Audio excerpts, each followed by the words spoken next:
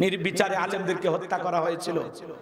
উনি তখন বজ্রে কণ্ঠে সময়ের সাহসী একজন নেত্রী বেগম খালেদা জিয়া বক্তব্য দিয়ে বলেছেন, কতজন হাফেজকে হত্যা করেছেন, কতজন আলেমকে হত্যা করেছেন, কতজন সেনা সদস্যদেরকে হত্যা করেছেন, আপনারা যা শুরু করেছেন আল্লাহর গজব পড়বে। কি বলেন, আল্লাহর গজব পড়ে নাই? দেশনেত্রী বেগম খালেদা জিয়াকে তার নিজ বাসস্থান ক্যান্টনমেন্টের বাসা থেকে বের করে দিয়েছেন। উনি বলেছেন, জোর করে দরজা ভেঙে আমার ঘরে প্রবেশ করানো হয়েছে। উনি সেই সময় 9-10 মিনিট বক্তব্য দেওয়া জোরে চোখের পানি ছেড়ে দিয়ে কান্না করেছেন আর বলেছেন, আমি কার কাছে বিচার দেব, কার কাছে সাহায্য চাইবো, আমি আমার আল্লাহর কাছে বিচার দিলাম। কি বলেন, আল্লাহ বিচার করে নাই? আপনি করেছেন দেশনেত্রী বেগম খালেদা জিয়াকে ঘর ছাড়া, আর আল্লাহ এমন পরিবেশ তৈরি করেছে আপনাকে করেছে দেশ ছাড়া। কথা বলেন ঠিক না? এজন্য বেশি বাড়তে নাই। দুইটাই নেত্রী, কথা বলেন, দুইজনই মহিলা মানুষ। একজন আলেমদেরকে মহাব্বত করতেন, ভালোবাসতেন, মসজিদ মাদ্রাসাকে ভালোবাসতেন, আর একজন আলেমদেরকে দেখতেই পারতেন না। দাড়ি টুপি দেখলে তার কাছে জঙ্গি মনে হতো। কথা বলেন ঠিক কিনা? আজকে কই পৃথিবীর কোন মুসলিম রাষ্ট্রে আপনার জায়গা হয়নি। কথা কর না খায়, পাশের দেশ হিন্দু দাদাদের কাছে গেছে। এটার দ্বারা প্রমাণ হয় এই পৃথিবীর কোন মুসলিম রাষ্ট্র আপনাকে ভালোবাসে না। কথা কর, কারণ আপনি একজন মুসলমানের স্ত্রী, মুসলমানের মেয়ে। আপনি যাবেন সৌদি আরব, আপনি যাবেন কাতার, আপনি যাবেন দুবাই, কিন্তু আপনি কেন ভারতে?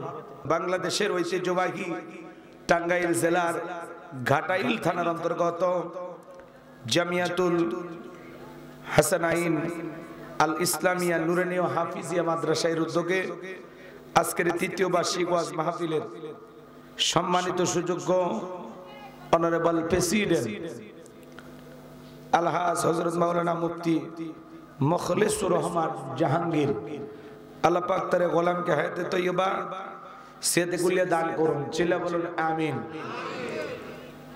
জনাব ডাক্তার এম.এ. মুশাহিদ, জনাব মোহাম্মদ আব্দুল গফুর ভুইয়া, জনাব মোহাম্মদ আসগর আলী, আল্লাহ পাক তার গোলামদের হায়াতে তৈয়বা সেহত কুলিয়া দান করুন। চিল্লা বলুন আমিন। আজকের প্রোগ্রামের উদ্বোধক জনাব মোহাম্মদ লুৎফর রহমান, বিশিষ্ট ব্যবসায়ী, আল্লাহ পাক তার গোলামকে হায়াতে তৈয়বা সেহত কুলিয়া দান করুন। চিল্লা বলুন আমিন। আজকের প্রোগ্রামের প্রধান অতিথি জনাব মোহাম্মদ আব্দুল করিম ভুইয়া, সৌদি প্রবাসী, জনাব মোহাম্মদ আফসার আলী, সিঙ্গাপুর প্রবাসী, আল্লাহ পাক তার গোলামদের হায়াতে তৈয়বা সেহত কুলিয়া দান করুন। চিল্লা বলুন আমিন। তাদের প্রবাসী জীবনকে আল্লাহ পাক কল্যাণকর করুন। জোরে বলেন না আমিন। আল্লাহ তাআলা যেন বেশি বেশি ইনকাম করে এদেশের পরিবারের জন্য এবং এদেশের মানুষের জন্য ভালো কিছু করা আল্লাহ তাদেরকে তৌফিক দান করেন। এটা জোরে বলেন আমিন। আজকের প্রোগ্রামের বিশেষ অতিথিবৃন্দ, আমন্ত্রিত অতিথিবৃন্দ, অনেকের নাম রয়েছে, বেশিরভাগই বিদেশে থাকে, নাকি বলেন? এই এলাকায় পুরুষ কম হওয়ার পিছনে এটা একটা কারণ, কারণ অধিকাংশ পুরুষেরা বিদেশে থাকে। কথা বলেন। আপনারা যারা আসছেন আপনারা এখনো ভিসা পাননি, আর অনেকে বয়সের কারণে মুরব্বি যেতে পারতেছেন। তাছাড়া মোটামুটি যুবক যারা, এরা অধিকাংশ সব দেখতেছে প্রবাসী। হ্যাঁ, পুরো পোস্টার প্রবাসী দিয়ে ভরা। আলহামদুলিল্লাহ বলেন। আপনারা যারা আছেন আল্লাহ যেন তাদেরও যাওয়ার ব্যবস্থা করে দেন। একটু জোরে কর না আমিন। প্রোগ্রামে আমার পূর্বে আলোচনা রেখে ধন্য করেছেন হযরত মাওলানা মুফতি আশিকুর রহমান। আল্লাহ পাক প্রিয় ভাইয়ের কণ্ঠ দ্বীনের জন্য, ইসলামের জন্য, কোরআনের খেদমতের জন্য কবুল করুন। চিল্লা বলুন আমিন। আজকের এই প্রোগ্রামের সম্মানিত মহতামি হাফিজ মোহাম্মদ ওমর ফারুক ভাইকে আল্লাহ পাক হায়াতে তৈয়বা সেহত কুলিয়া দান করুন। চিল্লা বলুন আমিন। যারা কষ্ট করে বগুড়া থেকে আমাকে দাওয়াত দিয়েছেন, আমি তাদের জন্য দোয়া করি আল্লাহ পাক যেন তাদেরকে দুনিয়া আখিরাতের উত্তম যাজা দান করেন। চিল্লা বলেন আমিন। মঞ্চে উপস্থিত সম্মানিত উলামায়ে কেরাম, সামনে বসা পিতৃ সমতুল্য মুরব্বী বাবাজিরা, কলিজার টুকরা প্রাণপ্রিয় যুবক ভাইরা, ছোট ছোট সোনামানিকেরা, পর্দার আড়ালের সম্মানিত অবলা সরলা আবেদা সালেহা মা বোনেরা, প্রশাসনের সম্মানিত পুলিশের ভাইয়েরা, ডিবির ভাইয়েরা, যাত্রী বিবেক, প্রিয় সাংবাদিক বন্ধুগণ, বিভিন্ন রাজনৈতিক দলের সম্মানিত নেতা কর্মী ভাইয়েরা, সবাইকে নিয়ে মহান মনিবের দরবারে সিজদাবনত চিত্তে কালিমাতুশ শুকর আদায় করে পড়ছি আলহামদুলিল্লাহ। লক্ষ কোটি দরুদ সালাম মানবতার শ্রেষ্ঠ বন্ধু বিশ্বনবী বিশ্বনেতা, যে নবী আইয়ামে জাহিলিয়াতের যুগে আগমন করে অসভ্য মানুষদেরকে সভ্য বানিয়েছেন, অভদ্র মানুষদেরকে ভদ্র বানিয়েছেন, কোরআন নামের সংবিধান দিয়ে কোরআনের রাজ কায়েম করে সোনালী যুগ উপহার দিয়া মদিনার পাক ভূমিতে শায়িত আছেন সে রাসূলের প্রতি কলিজা ভরা মুহাব্বত নিয়ে পড়ছি দরুদ সালাম। সকলেই পড়ুন সাল্লাল্লাহু আলাইহি ওয়াসাল্লাম। সম্মানিত ভাইয়েরা, আজকের মাহফিলে আসতে পেরে বসতে পেরে আপনারা খুশি না বেজার? কারা কারা বেজার দুই হাত তুলে দেখান। মাশাআল্লাহ, বেজার দুই একজন আছে নাকি বলেন? আসলে ভুলে তুলছে, ভুলে। খালি জোশ থাকলে হবে না বাবাজি, জোশের সাথে হুশও থাকা লাগবে। কথা কোন ঠিক কিনা? আজকের মাহফিলে আসতে পেরে বসতে পেরে কারা কারা খুশি মুখে নিয়ে হাসি আওয়াজ দেবে বেশি আল্লাহ নামের এমন একটি স্লোগান দেবেন, এলাকায় যদি কোনো ইসলাম বিরোধী উই পোকা সার পোকা তেলা পোকা থাকে ওদের কলিজায় যেন কম্পন সৃষ্টি হয়, এমন আওয়াজ তুলতে রাজি আছেন যারা? বীর মুসলমানের মতো দুটি হাত টান টান করে তুলে দেখান তো তারা। লিল্লাহি তাকবীর, লিল্লাহি তাকবীর। আল কোরআনের আলো, আল হাদিসের আলো, দুনিয়ার মুসলিম, সারা বিশ্বের মুসলিম, আমার নেতা তোমার নেতা বিশ্বনবী মুস্তাফা, আমার নেতা তোমার নেতা। লিল্লাহি তাকবীর। আল কোরআনের আলো, আল হাদিসের আলো, দুর্নীতির আলো। হাত নামান। অনেকে ঝোঁকে তালে বলে ফেলেছেন দুর্নীতির আলো ঘরে ঘরে জ্বালো। বাংলাদেশে দুর্নীতি দমন কমিশন আছে না নাই? এরপরে দুর্নীতি কমেছে নাকি ডিজিটাল কাজে বেড়েই চলেছে। দিন যত করাচ্ছিল দুর্নীতির পাল্লা তত ভারী হচ্ছিল। কথা বলেন ঠিক কিনা? আমরা চাই আমাদের প্রিয় মাতৃ বাংলাদেশ দুর্নীতি মুক্ত আল্লাহ কবুল করুন, চিল্লা বলুন আমিন। আমরা চাই আমাদের বাংলাদেশ মাদক মুক্ত আল্লাহ কবুল করুন, চিল্লা বলুন আমিন। আমরা চাই আমাদের বাংলাদেশ যৌতুক মুক্ত আল্লাহ কবুল করুন, চিল্লা বলুন আমিন। সম্মানিত ভাইরা, আমার ভূমিকায় লম্বা কথা নয়, সরাসরি মূল আলোচনায় প্রবেশ করতে চাই। তারপরে দুই একটি কথা না বললেই নয়। আজ থেকে 1 বছর আগে আমরা যখন কোরআনের মাহফিলে কথা বলার জন্য যাইতাম, আমাদেরকে বলতে হুজুর সাবধানে কথা বলবেন, ভুলে যাবেন না এলাকা কার। এই এলাকাতে মোটামুটি আমরাই, সব আমরাই। ওয়াজ যা করবেন করবেন, খবরদার নেত্রীর বিরুদ্ধে যেন কোনো কথা না হয়। এখনকার এই বুদ্ধিজীবীরা আছে ভাই, টর্চ লাইট মেরে চেহারা খুঁজে পাওয়া যাচ্ছে না। কথা বলেন ঠিক কি না? অনেকে বলে হুজুর ওয়াজ যা করবেন করবেন, খবরদার রাজনীতির কোনো কথা বলবেন না। আচ্ছা বলেন তো বাজান, আমার বাড়ি কোন জেলা? গাইবান্ধা। গরিব এলাকায় বাড়ি তো, এজন্য আমার জেলার নামটা নিতে আপনাদের কষ্ট হচ্ছে। একটু জোরে বলেন না, আমার বাড়ি কোথায়? আমি আসছি কোন জেলায়? টাঙ্গাইলে। বিশ্বাস করেন আমি গাইবান্ধা থেকে টাঙ্গাইল এসেছি শুধুমাত্র কোরআনের কথা বলার আশায়, এছাড়া আর আমার অন্য কোনো উদ্দেশ্য নয়। আর গাইবান্ধা থেকে টাঙ্গাইলের ঘাটাইলে রাজনীতি করে আমার কোনো লাভ আছে? আগামী নির্বাচনে এলাকার মহিলা মেম্বার পদে দাঁড়ানোর কোনো চান্স আছে? তাহলে আমি কেন এখানে রাজনীতি করব? যদি করাই লাগে নিজের জেলা গাইবান্ধাই করব। কথা বলেন ঠিক কিনা? এজন্য আপনার টেনশন মুক্ত থাকবেন। আমি আপনাদের কথার সাথে একমত। আমি বাংলাদেশের রাজনৈতিক কোনো দলের বক্তা না, আমি রাজনৈতিক কোনো বক্তব্য দেব না। I will not any political word because I am not a leader of any political party. কারণ এখানে সব দলের লোক আছে না নাই? এখানে বসে আছেন বিএনপি, আওয়ামী লীগ, জাতীয়বাদী জামাত ইসলাম, জাসদ, বাসদ, চরমানে, আরশদ, জামবেগি, ফুরফুরা, হাটহাজারী, ওলামা লীগ, জামাত, তাবলীগ, পাবলিক, ওলামা লীগ, গণতন্ত্র, গণফোরাম, শিশু সমাজ, বিকল্প ধারা, এলজিবিটি, নাগরিক শক্তি, বিপিএল সোসাইটি, 4 দল, 14 দল, 8 দল, 19 দল, 20 দল, হিন্দুস্তান বিএনপি, বাংলাদেশ কংগ্রেস পর্যন্ত থাক। আবার ভিপি নুরের আছে গণ অধিকার পরিষদ। আর একটা ছেলে দলের নিবন্ধনের জন্য জীবন যায় যায় ভাব, জনাব তারেক। ওর দলের নাম হলো আম জনতার পার্টি। কয়েকদিন পরে আমরা জলপাই পার্টি নামাবো নাকি? এরপরে যারা জুলাই নেতৃত্ব দিল ছাত্র আন্দোলনের মাধ্যমে স্বৈরাচার জালেমের পতন ঘটলো, এই ছেলেরা চিন্তা করলো আমরা যেহেতু এত বড় একটা কাজে সফল হয়েছি, আমরা রাজনৈতিক ভাবে মাঠে নামতে চাই। এই ছেলেরা আবার একটা দল গঠন করলো, নাম দিয়েছে এনসিপি, যাদের মার্কা হলো শাপলার কলি। ওরা বলতেছে আজকে কলি আছে, একদিন ফুল হয়ে ঘরে ঘরে ফুলবে। কথা কি বুঝতে পারতেছেন? এত দলীয় লোক যেখানে, আমি কি বোকা? হ্যাঁ, দলীয় আলোচনা করব? এই দিক থেকে যদি একটা দলের লোক গুতা মারে আর এই দিক থেকে আর একটা দলের লোক থানায় টেলিফোন করে, আমি হুজুর অবস্থা ভালো না খারাপ? অতএব আজকের মাহফিলে বাংলাদেশের রাজনীতি নিয়ে কোনো আলোচনা করা হবে না। বলেন বলেন, বাংলাদেশের রাজনীতি নিয়ে কোনো আলোচনা করা হবে না। তবে হ্যাঁ, আমি গোলাম রব্বানী যদি কোন রাজনৈতিক বক্তব্য দেই, এই পৃথিবীর শ্রেষ্ঠ রাজনীতিবিদ, শ্রেষ্ঠ রাষ্ট্রনায়ক, শ্রেষ্ঠ রাষ্ট্রপতি, শ্রেষ্ঠ সেনাপতি, শ্রেষ্ঠ বৈজ্ঞানিক, শ্রেষ্ঠ দার্শনিক, শ্রেষ্ঠ বাবা, শ্রেষ্ঠ নানা, শ্রেষ্ঠ স্বামী, শ্রেষ্ঠ আদর্শ, শ্রেষ্ঠ মহামানব রহমাতুল আলামিনের মদিনার আদর্শের রাজনীতির কথা বলবো। আমি যদি কোন রাজনৈতিক বক্তব্য দেই, খলিফাতুল মুসলিমিন আমিরুল মুমিনিন হযরত ওমর ফারুকের আদর্শের রাজনীতির কথা বলবো। যে ওমর ফারুক আল্লাহর এই জমিনে আল্লাহর দ্বীনকে প্রতিষ্ঠিত করার জন্য, কোরআনের সমাজ ব্যবস্থা কায়েম করার জন্য নিজের কলিজার টুকরা ছেলেকে পর্যন্ত ছাড় দেয় না। কথা বলেন ঠিক কিনা? সেই মদিনাওয়ালার আদর্শের রাজনীতির কথা শোনার পরে আপনার যেন আবার চুলকানি আরম্ভ না হয়, কারণ কোরআন হাদিসের হক কথা সবার পেটে হজম হয়। ছোট্ট বাচ্চা অসুস্থ, বাবা ডাক্তারের কাছে নিয়ে গেছে, ডাক্তার সাহেব কিছু তিতে ট্যাবলেট দিয়েছে খাইতে, ছোট্ট বাচ্চা তিতে ওষুধ খায় না, ফেলায় দেয়, সব ফেলায় দিয়েছে। পরের দিন চলে গেছে আবার, ডাক্তার সাহেব গতকালকে ট্যাবলেট দিয়েছিলেন তিতা, আমি ছেলের পিতা, বলে না ছেলের কোন কায়দা ঔষধ খাওয়ায়? বলে উপায় একটাই আছে, টাঙ্গাইলে ভালো কোনো হোটেল থেকে একটু চমচম কিনে বা মিষ্টি কিনে, মিষ্টি কিনে মিষ্টি একটু ফাঁক করবেন, ফাঁক করে ভিতরে ট্যাবলেট ঢুকাইয়া পূর্বের মতো মিষ্টি বানাইয়া ছেলের সামনে খাইতে দেবেন। আশা করা যায় মিষ্টি খাওয়া হবে, ট্যাবলেটের ভিতরে চলে যাবে, আপনার সন্তানটাও সুস্থতা লাভ করবে। ডাক্তার এমন কৌশল বাবার কাছে চমৎকার মনে হলো, বাবা তাই আমল করলেন। মিষ্টির ভিতরে ট্যাবলেট দিয়ে ছেলের সামনে প্লেটে বা পিরিজে খাইতে দিয়েছে, বাজার তুমি মিষ্টি খাও, আমি তোমার জন্য এক গ্লাস পানি নিয়ে আসি। এইবার বাবা পানি নিয়ে এসে দেখে প্লেটের মিষ্টি খাওয়া শেষ, মনে মনে কয়েকবার সুবহানাল্লাহ আলহামদুলিল্লাহ বলে জিজ্ঞাসা করে, বাজার মিষ্টি খাইছো? ছেলে উত্তর দিয়ে বলে, আব্বা মিষ্টি খাইছি ঠিকই, কিন্তু মিষ্টির ভিতরে যে ছিল ওইটা খাই নাই। আজকে সমাজের বাস্তবতা তাই। বলে হুজুর ওয়াজ করেন, কোনো সমস্যা নাই। আমরা যখন বলি তিবিয়া নালি কুল্লি শাই, মানব জীবন পরিচালনা করার জন্য রান্নাঘর থেকে পার্লামেন্ট পর্যন্ত যত নিয়ম নীতি দরকার দিয়েছেন বিশ্ব সরকার, তখন এক শ্রেণীর মুসলমানের কাছে এই কোরআন হাদিসের হক কথা, এই ট্যাবলেট মার্ক আলোচনা সহ্য হয় না। কথা বলে ঠিক কিনা?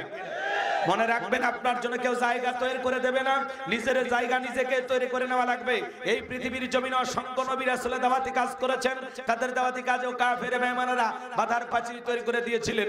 এরপরে আল্লাহর পয়গম্বরেরা শত বাধার প্রাচীরকে ভেঙে আল্লাহর জমিনে আল্লাহর পথে মানুষকে দাওয়াত দিয়েছেন। কথা বলেন ঠিক কিনা? আপনার আমার প্রিয় নবী কালেমার দাওয়াতি থেকে কোরআনের প্রচার করতে গিয়ে মার খেয়েছেন, রক্ত ঝরিয়েছেন, দান মোবারক শহীদ হয়ে গেছেন। সাহাবায়ে کرام দ্বীনকে প্রতিষ্ঠিত করতে গিয়ে মার খেয়েছেন, রক্ত ঝরিয়েছেন, জীবন দিয়েছেন।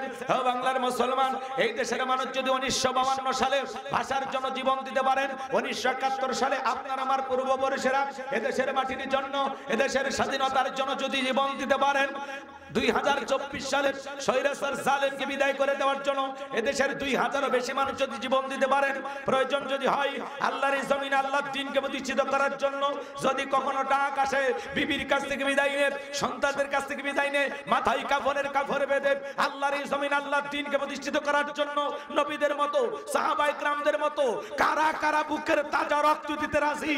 দুই হাত তুলে আল্লাহকে দেখান, দুই হাত তুলে আল্লাহকে দেখান, দুই হাত তুলে আল্লাহকে দেখান। লিল্লাহি তাকবীর, লিল্লাহি তাকবীর। আর সোজা করেন, টান টান করে হাত তোলেন। ওই যে মাঝে মাঝে হাত বেঁকা দেখা যায়, দুই হাত সোজা করার শক্তি নেই। আপনি পুরুষ মানুষ, দুধ ডিম ভিটামিন ক্যালসিয়াম মাঝে মাঝে কিনে খাবেন, একেবারে দুর্বল হলে চলতে পারবেন। আর সোজা করেন, সোজা করেন। আমার আল্লাহ রাব্বুল আলামিন বলেন, ইন্নাল্লাহা আশতারা মিনাল মুমিনিনা আনফুসাহুম ওয়া আমওয়ালাহুম বিআন্না লাহুমুল জান্নাহ। সূরা তাওবার 111 নম্বর আয়াতে আল্লাহ রাব্বুল আলামিন জানিয়ে দিলেন, নিশ্চয়ই মুমিন বান্দাদের জান মাল আমি আল্লাহ ক্রয় করে নিয়েছি, বিনিময়ে দেব জান্নাত। বলুন সুবহানাল্লাহ। তাহলে বলেন তো বাজান, আপনার আমার জীবনের মালিক কে? আপনার আমার সম্পদের মালিক কে? হে টাঙ্গাইলের যুবকেরা ভালো করে বলো তো এই জীবনের মালিক কে? প্রেম করবার প্রেমিকাকে পার্কে নিয়ে যা ডাইলগ দিবা, এ জীবন তোমার, তুমি শুধু আমার। ওরে হাইব্রিড যুবক, এই জীবনের মালিক কে? পরম করুণাময় দয়ালু আল্লাহ তাআলার নামে শুরু করছি।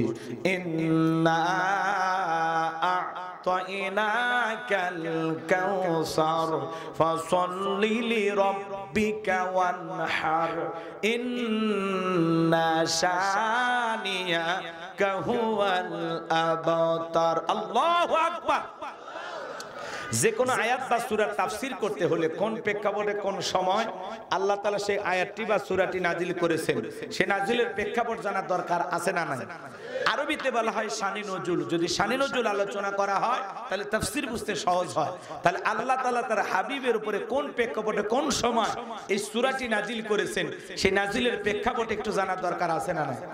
জোরে বলেন বাজান, জানার একটু দরকার আছে না নাই? সম্মানিত ভাইয়েরা আমার, বিশ্ব নবীর প্রিয় সাহাবী হযরত আনাস রাদিয়াল্লাহু তাআলা আনহু বলেন, নবীজি কাবার হাতিমে হালাল দিয়া বসা, আমি তাকায়া দেখি নবীজির মনটা ভীষণ খারাপ, মুখটা মলিন, চোখের কোনা দিয়া অশ্রু ঝরতেছে। হযরত আনাস ডেকে বলেন, কিছুটা সময় অতিবাহিত হয়ে যাওয়ার পরে আমি তাকায়া দেখি আমার নবীজি মুস্কি মুস্কি হাসতেছেন। বলুন সুবহানাল্লাহ। হযরত আনাস ডেকে বলেন, নবী গো, এই মাত্র দেখলাম মুখটা মলিন, চোখের কোনা দিয়ে অশ্রু ঝরতেছে, আবার কেনই বা মুস্কি মুস্কি হাসেন? আমার নবী কেন কাঁদেন, কেন হাসেন? এর পিছনে রহস্য আছে না নাই? নবীজির কান্না করার কারণ হলো নবীজির কলিজার টুকরা ছেলে সন্তানগুলো জন্মগ্রহণ করে আর এক এক ছেলে সন্তানগুলো মারা যায়। আবুল কাসেম মারা যায়, আবু তাহের মারা যায়, ইব্রাহিম মারা যায়। বাবা হিসাবে নবীর মনেও কষ্ট লাগে কিনা? ছেলেগুলো জন্ম নেয় আর এক একে মারা যায়। নবীজির কাছের চাচা নাম হলো আবু লাহাব, ডেকে বলে, ভাতিজা, তোমার বংশে ভাতিজার কেউ থাকলো না, তুমি একটা লেজ কাটা, তুমি একটা নির্বংশ, তুমি একটা হাট করে চোরে কন্যা। উযুবিল্লাহ। একে তো সন্তান হারানোর ব্যথা, আবার আপন মানুষদের সমালোচনা, নবীর মনের কষ্ট কমে না বাড়ে? আপনারাই বলুন বাজান, আল্লাহ না করুক আপনার আমার সন্তান যদি মারা যায়, কাছের আত্মীয় স্বজনদের উচিত বিপদের দিনে সান্ত্বনা দেওয়া। বাবা তুমি সবর করো, ধৈর্য ধারণ করো, জীবন মৃত্যুর মালিক আল্লাহ। আল্লাহ সন্তান দিয়েছে, আল্লাহ নিয়েছে, মন খারাপ করো না। আল্লাহ যদি চায় বছর না ঘুরতে আবারও তোমাদের ঘর আলোকিত করে সন্তান দিতে পারেন, তিনি কে? কাছের মানুষদের উচিত বিপদের দিনে সান্ত্বনা দেওয়া, কিন্তু নবীর চাচা আবু লাহাব এতটাই খারাপ, সান্ত্বনা দেওয়া দূরের কথা, ডেকে বলে, ভাতিজা, তুমি একটা লেজ কাটা, তুমি একটা নির্বংশ, তুমি একটা হাট করে জোরে কন্যা। উযুবিল্লাহ। আমার ভাইয়েরা, এই পৃথিবীর জমিনে অনেক নবী রাসূলকে আল্লাহ তাআলা পাঠিয়েছেন, তাদেরকে আল্লাহ তাআলা সন্তান দান করেছেন। অনেক পয়গম্বরের সন্তান প্রাপ্ত বয়স পর্যন্ত, যৌবন পর্যন্ত জীবিত ছিল, কিন্তু নবীজির একটা ছেলে সন্তানও কেন প্রাপ্ত বয়স পর্যন্ত, যৌবন পর্যন্ত পৃথিবীর জমিনে জীবিত থাকলেন না? আল্লাহ তাআলা কেন তাদেরকে শিশুকালে উঠায় নিলেন? এর পিছনে কারণ আছে না নাই? নবীজির ছেলে সন্তানগুলো কেন শিশুকালে বিদায় নিল? আল্লাহ তাআলা কেন তাদেরকে ছোটবেলায় উঠায় নিলেন? এর পিছনে কি রহস্য, কি কারণ একটু জানার দরকার আছে না নাই? এর পিছনে কারণ আছে তিনটি। জোরে বলেন কয়টি? নবীর উম্মত হিসেবে জানতে মনে চায় না যে রাসূলের ছেলে সন্তানগুলো কেন জীবিত থাকলো না? কি সেই তিনটি কারণ, কি সেই রহস্য? কারা কারা শুনবেন একটু হাত তুলে দেখান তো বাজান। লিল্লাহে তাকবীর। হাত নামান আমার ভাইয়েরা। কি সেই তিনটি কারণ যদি আমি বলতে চাই, 3 নাম্বার আয়াতের আলোচনা করা লাগবে। আমি কি 1 নাম্বার আয়াত বাদ দিয়ে 3 নাম্বারে যাব, নাকি আস্তে আস্তে শুরু করা যাক? ধৈর্য আছে তো ভাই? আমার ভাইয়েরা গভীর মনোযোগ দিয়ে শুনবেন, রাসূলের ছেলে সন্তানগুলো কেন জীবিত থাকলো না, কি সেই তিনটি কারণ আমি অবশ্যই আপনাদেরকে বলবো যদি আপনাদের ধৈর্য থাকে। আমি যে কথা বলতে চাচ্ছিলাম বাজান, একে তো সন্তান হারানোর ব্যথা, আপন মানুষদের সমালোচনা, অন্যদিকে সাহাবায়ে কেরাম যারা ইসলাম ধর্ম গ্রহণ করে, কাফের বেঈমান তাদের উপর নির্যাতন জুলুমের স্টিম রোলার চালায়। হযরতে বেলাল তখনও কালেমা পড়ে মুসলমান হন নাই। নবীজি রাতের বেলায় দারুল আরকামে বসা, হযরতে বেলাল নবীজির দরবারে উপস্থিত হয়ে গেলেন। নবীজির চেহারার দিকে তাকাইয়া ডেকে বলেন, নবী গো, আপনার চাইতে সুন্দর মানুষ আমি জীবনে কোনোদিন দেখি নাই। আল্লাহু আকবার। আপনার আমার নবী কতটা সুন্দর ছিলেন জানেন? হযরতে জাবের রাদিয়াল্লাহু তাআলা আনহু বলেন, পূর্ণিমার রাত আমি রাসূলের বাড়িতে গিয়েছিলাম, সেদিন দেখেছিলাম চাঁদ উদয় হয়েছে দুইটা, একটা চাঁদ আসমানে আর একটা চাঁদ জমিনে। হযরতে জাবের ডেকে বলেন, আমি একবার আকাশের পূর্ণিমার চাঁদের দিকে তাকাই, আর একবার নবীর চেহারার দিকে তাকাই, ওই আকাশের পূর্ণিমার চাঁদের চাইতে আমার নবীকে আমার কাছে বেশি সুন্দর মনে হয়। একটু জোরে কন্যা সুবহানাল্লাহ। আপনার আমার নবী কতটা সুন্দর ছিলেন জানেন? আম্মা জান আয়েশা ডেকে বলেন, যে সমস্ত নারীরা ইউসুফ নবীর চেহারার দিকে তাকাইয়া মিশরের নারীরা ফল কাটতে গিয়ে আঙ্গুল কেটে ফেলে দিয়েছিল, ওরা যদি একবার আমার নবীর চেহারার দিকে তাকাইতো, শুধুমাত্র আঙ্গুল নয়, আঙ্গুল কাটতে কাটতে হাত কাটতে কাটতে কখন যে নিজের কলিজা কেটে দুফাক করে দিত, মুহূর্তের জন্য টের পাইতো না। আপনার আমার নবী এতটাই সুন্দর। একটু জোরে কন্যা সুবহানাল্লাহ। কেমন নবী পাইছি, নবীর সম্মান মর্যাদা কত। এক জায়গায় বললাম, ভাই বলেন তো আমাদের নবীর নাম কি? বলে হুজুর আব্দুল কাদের জিলানী। পীর সাহেবের নাম মুখস্থ আছে, কপাল পরা রসুলের নামটা বলতে পারে না। কেমন নবী পাইছি বাজান গো আমার। আম্মা জান আয়েশা ডেকে বলেন, ও দুনিয়ার মানুষ, তোমাদের একটা সূর্য আছে, আমি আয়েশার একটা সূর্য আছে। তোমাদের সূর্য উদয় হয় দিনের বেলায়, আর আমি আয়েশার সূর্য উদয় হয় রাতের বেলায়। আম্মা জান আয়েশা বলতেছেন, আমি একদিন সেলাইয়ের কাজ করতেছিলাম, হঠাৎ করে হাত থেকে সুইটা পড়ে গেল, বাতিতে কোনো তেল ছিল না, বাতি জ্বালাইতে পারলাম না, অপেক্ষায় আমি বসে থাকলাম। নবীজি যখন এশার সালাত আদায় করার পরে ঘরের ভিতরে সর্বপ্রথম প্রবেশ করে নবীজি আম্মা জান আয়েশাকে সালাম দিলেন। নবী ঘরে ঢুকে স্ত্রীকে কি দিলেন? সালাম। জোরে বলেন, কি দিলেন? তাহলে নবীর উম্মত হিসাবে এই আমল আপনার আমার ঘরেও চালু থাকার দরকার আছে না নাই? তাহলে ঘরে প্রবেশ করে সর্বপ্রথম বিবিকে সালাম দিবেন, আসসালামু আলাইকুম রহিমা, কেমন আছো সোনা? ঘরের দরজাটা খোলো না, আমি তোমার লেটনের বাপ, তোমার পাগল দিওয়ানা। বউ খুশি হয়ে দরজা খুলবে, কথা কম। কিন্তু আপনার আমার ব্যবহার এত মিষ্টি না। ঘরে দরজা চিৎকার মেরে ডাক দেয়, এ রুবেলের মামি, দরজা খোল। বেশি দেরি হলে দরজা ভাঙ্গে ফেলে দিয়া, আজ তোর পিঠের উপর কি যে হবে রে। ভিতর থেকে বউ বলে, এটা স্বামী না সেকেন্ড আজরাইল। কথা কন, কথা কন। আপনি বউকে সালাম দিতে পারেন না, কয় হুজুর সালাম দিদিকে শরম লাগে।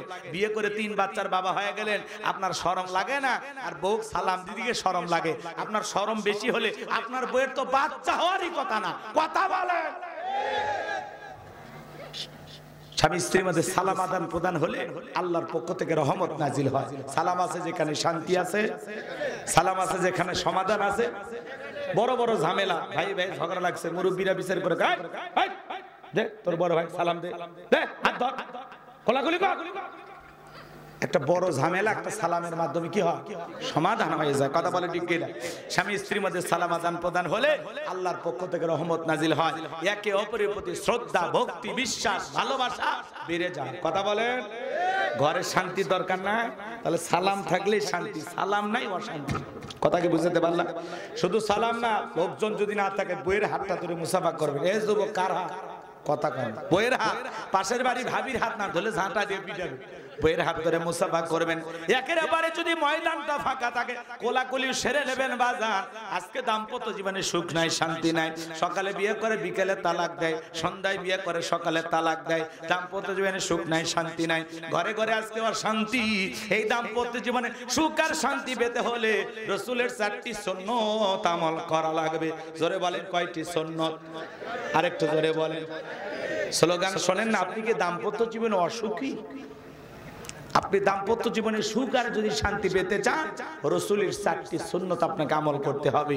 বিশ্বাস করেন, মৃত্যু পর্যন্ত আপনাদের দাম্পত্য জীবনে কোনো অশান্তি থাকবে না। এই সম্পর্ক মৃত্যু পর্যন্ত টিকে থাকার গ্যারান্টি। আল্লাহু আকবার কোন। কারা কারা এই 4টা সুন্নাত ঘরে নিয়ে যাবেন একটু হাত তুলে তো দেখি। লিল্লাহি তাকবীর। আল্লাহ কবুল করেন। জোরে বলেন আমিন। আমার ভাইরা লম্বা আমি করতে চাচ্ছিলাম না, যে কথা বলতে চাই। প্রথমে হয়তো আজকে বউ সালাম দিলে বউ চমকে উঠতে পারে, কারে সালাম দিলা? তখন বলবেন শেফালির মা তোরে সালাম দিলাম। বলতে পারে আজকে আবার কোন হুজুরের মুরিদের বাড়িতে ঢুকলা, সেদিন তো মুখের গাছের কলা চুরি করলা। কথা বোঝেন নাই? বউ কিন্তু সহজে আপনার সালামের জবাব নাও দিতে পারে। 2-4 দিন দিতে দিতে অভ্যাসে পরিণত হয়ে যাবে। প্রথম 2-4 দিন শরম করতে পারে, শরম ভাঙানোর দায়িত্ব আপনার। নাকি আমি ভাঙাবো? কে ভাঙাবে? আপনি আপনার বইয়ের শরম ভাঙাবেন। পারবো তো ইনশাআল্লাহ? আমার ভাইয়েরা, যে কথা বলতে চাচ্ছিলাম গভীর মনোযোগ দিয়ে কথাগুলো শুনে যান। আম্মা জান আয়েশা ডেকে বলেন, নবীজি যখন সালাম দিয়ে প্রবেশ করলেন, নবীজির চেহারার আলোতে সুইটা কই পড়ে আছে আমি পরিষ্কার দেখতে পেয়েছি। কেমন নবী পাইছি বাজান, নবীর সম্মান মর্যাদা কত। যে নবী হ্যাঁ বললে তাম পৃথিবীবাসীর জন্য আল্লাহ পাক হালালে পরিণত করে দেয়, যে নবী না বললে তাম পৃথিবীবাসীর জন্য আল্লাহ পাক হারামে পরিণত করে দেয়, যে নবী আসমানের চাঁদের দিকে ইশারা করলে চাঁদ দুই টুকরো হয়ে যায়, জমিনে পা তুললে মাওলা পাকের আরশে আজিমে পৌঁছে যায়। নবী যখন জমিনে পথ চলেন, আসমানের মেঘ এসে নবীকে ছায়া প্রদান করতেন। যেই নবীর চেহারার উপরে মশা মাছি বড় হারাম, নবীজি যখন ঘেমে যেতেন, আম্মা জানেরা নবীজির দেহের ঘামগুলো শিশির ভিতরে জমা রাখতেন। বিশেষ দিনে নবীজির দেহের ঘামগুলো সুগন্ধি হিসাবে ব্যবহার করা হতো। বলুন সুবহানাল্লাহ। নবী যখন ওযু করতেন বাজান, নবীজির ওযুর পানি দিয়া সুগন্ধি পাওয়া যাইতো। আল্লাহু আকবার বল। সুঘ্রাণ বের হয়ে যেত। শুধু কে তাই, নবীর সম্মান মর্যাদা কত বাজান। কয়টা কথা আপনাদেরকে আমি বলবো বাজান।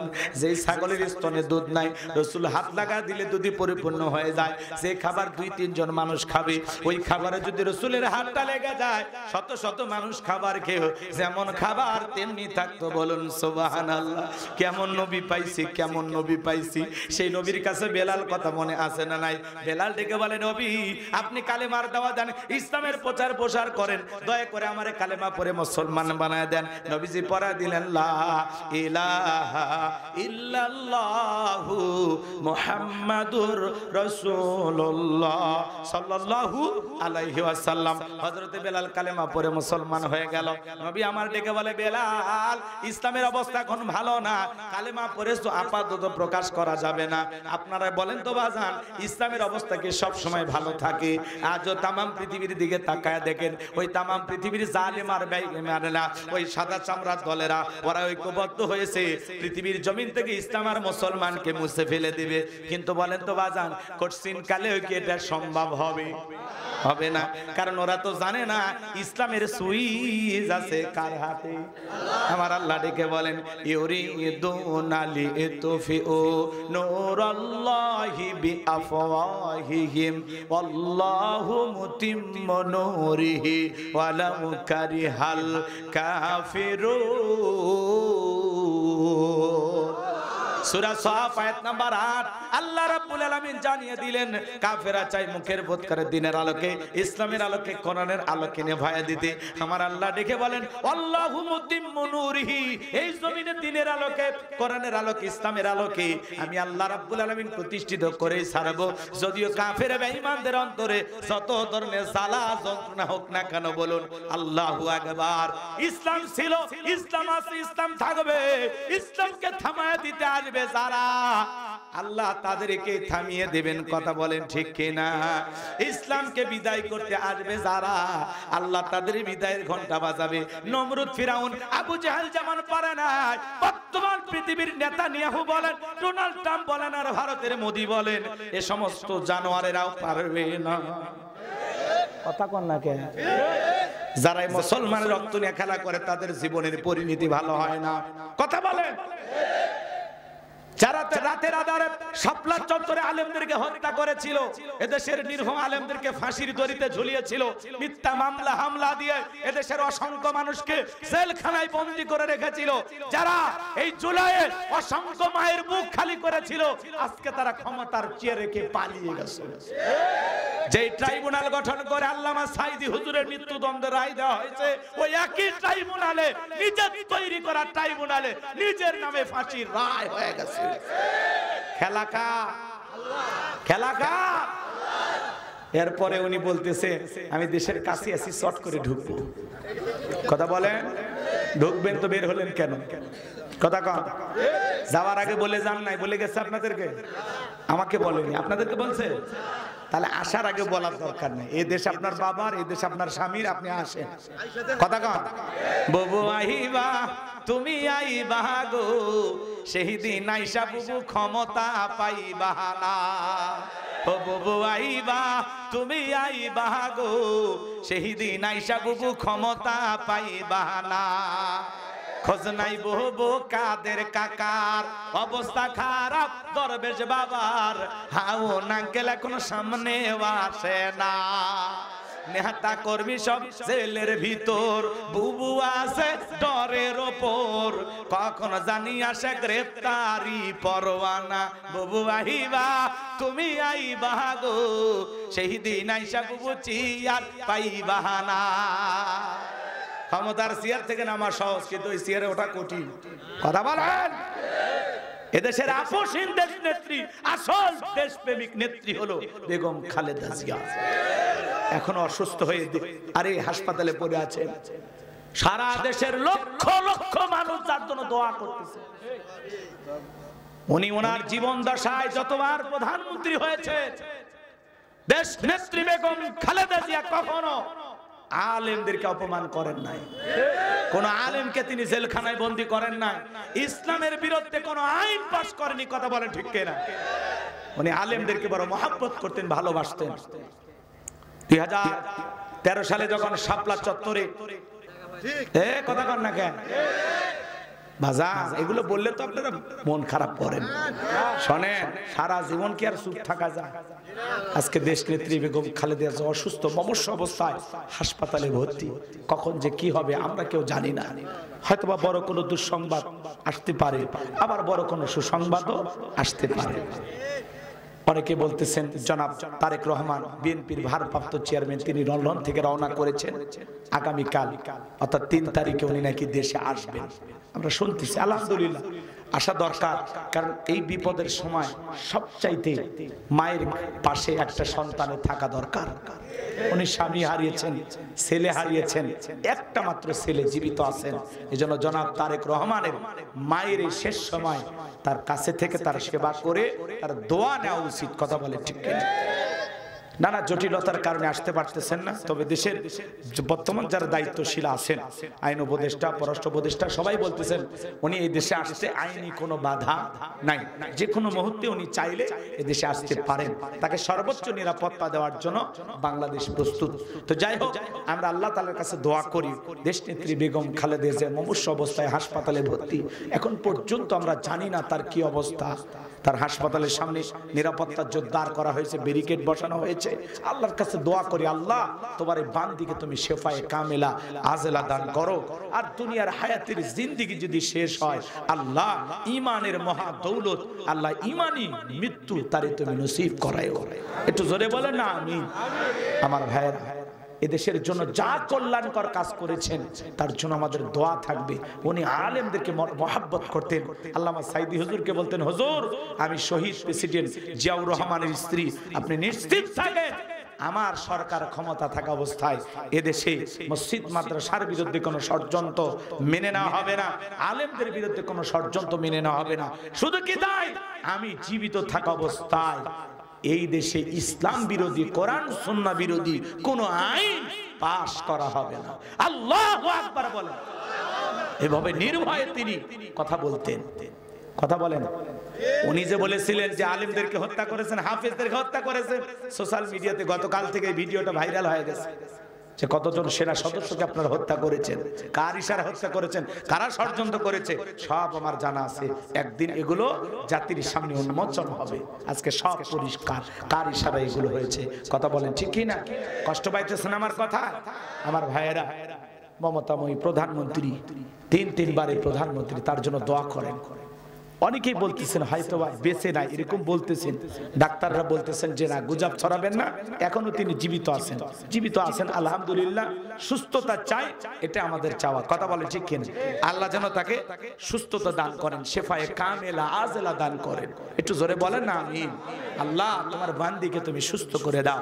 একটু চিল্লা বলেন আমিন। আল্লাহ দেশ নেত্রী বেগম খালেদা জিয়াকে সুস্থতা দান করো। চিল্লা বলেন আমিন। আমার ভাইয়েরা, দিল থেকে আপনারা দোয়া করবেন। সম্মানিত ভাইয়েরা আমার, আমি যে কথা বলতে চাচ্ছিলাম বাজান, নবী ডেকে বলে বেলাল, ইসলামের অবস্থা কোন ভালো না, কালেমা পড়ে আপাতত প্রকাশ করা যাবে না। বেলাল ডেকে বলে নবী আমার জীবনের কোনো দাম নাই, আমার মনিব ওমাইকে বলেছিলাম উট দুম্বা ছাগল পেশাব পায়খানা করে দেয়, এই ঘরে থাকতে আমার বড় কষ্ট হয়। ওমাই ডেকে বলে বেলাল উট দুম্বা ছাগলের দাম আমার কাছে আছে, কিন্তু তোর মতো কালো হাবশি বেলালের দাম আমার কাছে নাই। নবী আমার জীবনের কোনো দাম নাই, আপনি শুধু আমাকে দোয়া করে দেন মৃত্যু পর্যন্ত যেন কালিমার পথে টিকে থাকতে পারি। এই কথা বলে হযরতে বেলাল চলে গেলেন। পরের দিন সকালবেলা সূর্য উদয় হয়ে গেছে, অনেকটা বেলা হয়ে গেছে, বেলাল দরজা খোলে না। অন্য চাকর যারা আছে নালিশ নিয়ে চলে গেছে ওমায়ের কাছে, যায় বলে নেতা এখন পর্যন্ত বেলাল দরজা খোলে নাই, তাই নাকি? বলে হ্যাঁ। ঠিক আছে চলো তো যাই। এইবার দরজায় ডাক দেয়, এই বেলাল দরজা খোল। হযরতে বেলাল দরজা খোলে না, জোরে করে ধাক্কা মারছে, যখন দরজা খুলে গেছে তখন এইবার ওমায়ে তাকায় দেখে যেই রাত্রিতে বেলাল কালেমা পড়ে মুসলমান হয়েছে, ওই রাত্রিতে একটা উট দুম্বা ছাগলের কাছে কোনো পেশাব পায়খানা নাই। জোরে কোন মারহাবা। এইবার উমায় ডেকে বলে চাকরের দল বেলালের বিরুদ্ধে মিথ্যা অভিযোগ দাও। তোমরা যখন ঘুমাচ্ছিলে বেলাল তখন ময়লা আবর্জনা পরিষ্কার করেছে, তাকায় দেখো না একটা উট দুম্বা ছাগলের কাছে কোনো পেশাব পায়খানা নাই, যাও নিজেদের কাজ করো। এই কথা বলে ওদেরকে তাড়িয়ে দিয়া এক পা দুপা করে বেলালের কাছে চলে গেলেন বাজার। হযরতে বেলাল দেয়ালে পিঠটা লাগায়া জিহ্বা নাড়ায়া জিকির করতেছে কা। এইবার হযরত বেলালকে হালকা করে ধাক্কা মারছে, যখন জবান দিয়ে কালেমার আওয়াজ বের হয়েছে তখন এইবার ওমায় ডেকে বলে বেলাল রে তোর জবান দিয়ে কি শুনলাম, তুমি কি মুসলমান হয়েছো? হযরতে বেলাল ডেকে বলে মুসলমান হয় যারা মিথ্যা কথা বলতে পারে না তারা। ওয়াকুলু কওলান সাদীদা। আল্লাহু আকবার। মুসলমানেরা হলো সত্যবাদী, মুসলমানেরা কখনো মিথ্যাবাদী হতে পারে না। আমাদের সমাজে মিথ্যাবাদী আছে না নাই?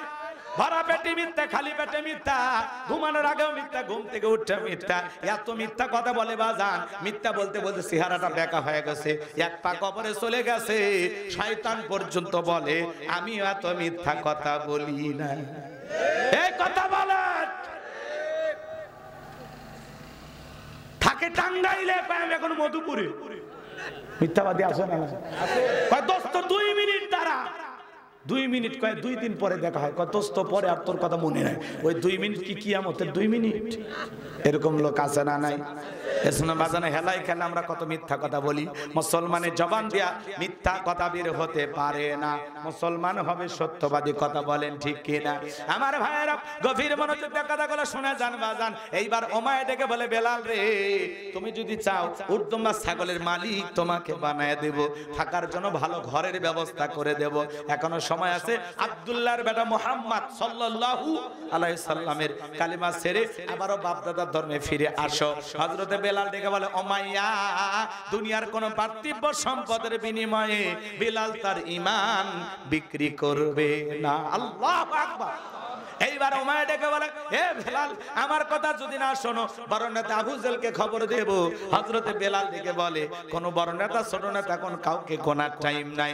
আমি দুনিয়ার কোন আবু জেলকে ভয় করি না, আমি ভয় করি আমার আল্লাহকে।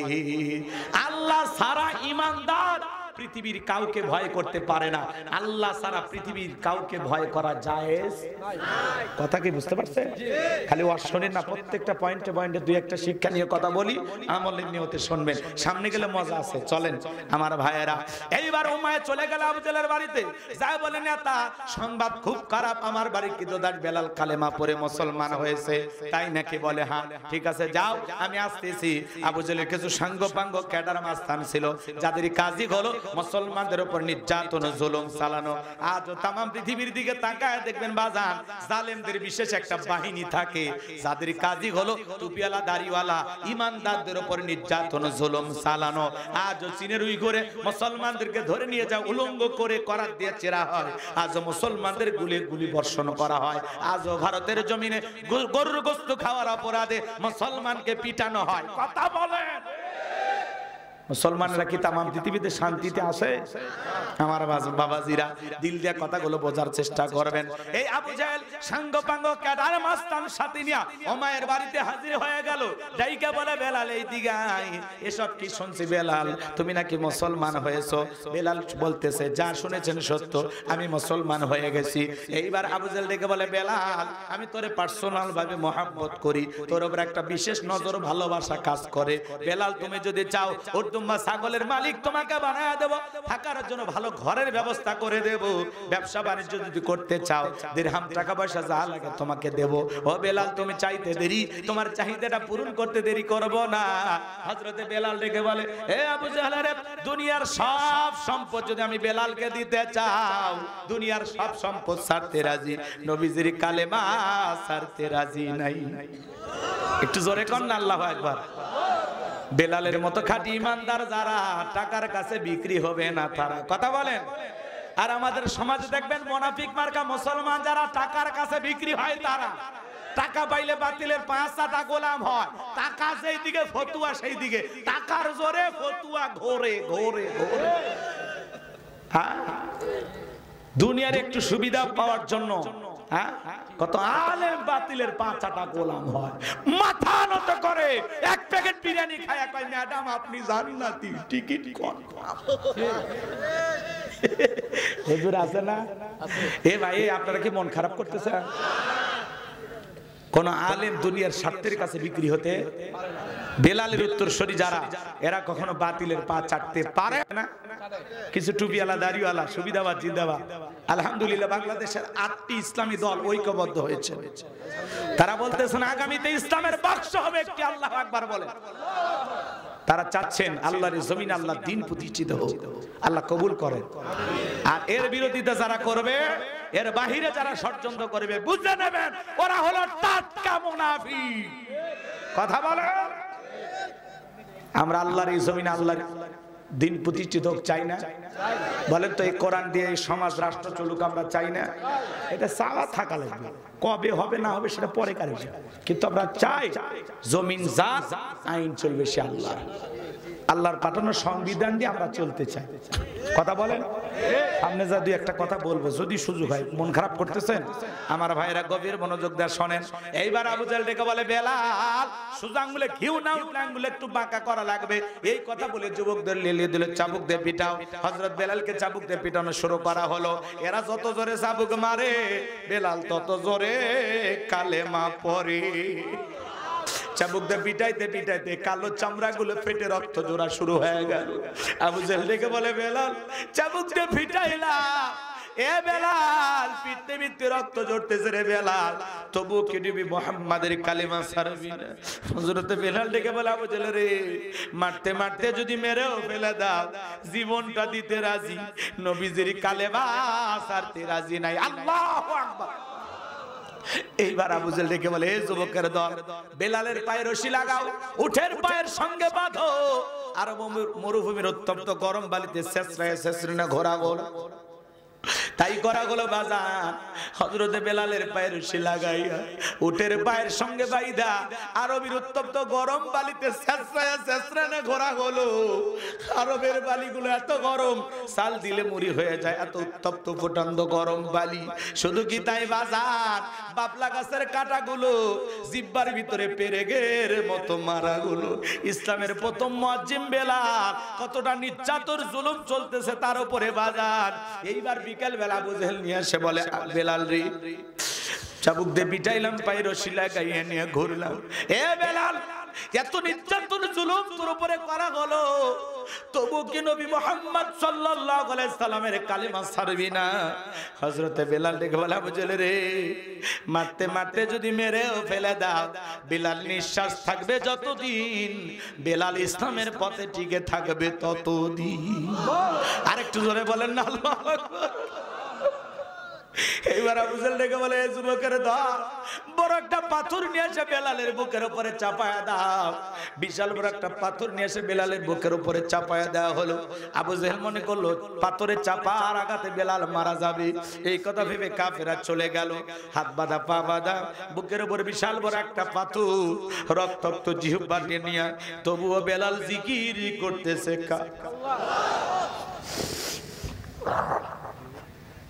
আমার ভাইয়েরা, আপনাকে আমাকে জিকির করার জন্য কেউ মারে না, পেটে না, ধমক দেয় না, তবু আমরা কপাল পরে আল্লাহর জিকির করি না। এ বাজান, জিকির করার জন্য আলাদা সময় লাগে না, আলাদা টাইম লাগে না, আলাদা ওযু করার প্রয়োজন হয় না। আমার ভাইয়েরা, চলতে ফিরতে আল্লাহর জিকির করবেন। হাদিস শরীফের ভিতরে আছে, যার জিহ্বাটা আল্লাহর জিকিরে তরুতাজা থাকে, আল্লাহর জিকিরে ভিজা থাকে, ওই জিহ্বাওয়ালা মানুষ কোনোদিন জাহান্নামের আগুনে জ্বলবে না। বলুন সুবহানাল্লাহ। ফাযকুরুনি আযকুরুকুম ওয়াশকুরুলি ওয়ালা তাকফুরুন। আল্লাহ ডেকে বলে, গোলাম তোমরা আমারে স্মরণ করো, আমি আল্লাহ তোমাদেরকে স্মরণ করব। কৃতজ্ঞতা প্রকাশ করো, অকৃতজ্ঞ হইও না। মাঠে কাজ করতে করতে জিকির করা যায়, ব্যবসা বাণিজ্য করতে করতে জিকির করা যায়, রিকশা ভ্যান চালাইতে চালাইতে জিকির করা যায়, দোকানদারি করতে করতে জিকির করা যায়। সব সময় জবানে জিকির চালু রাখবেন।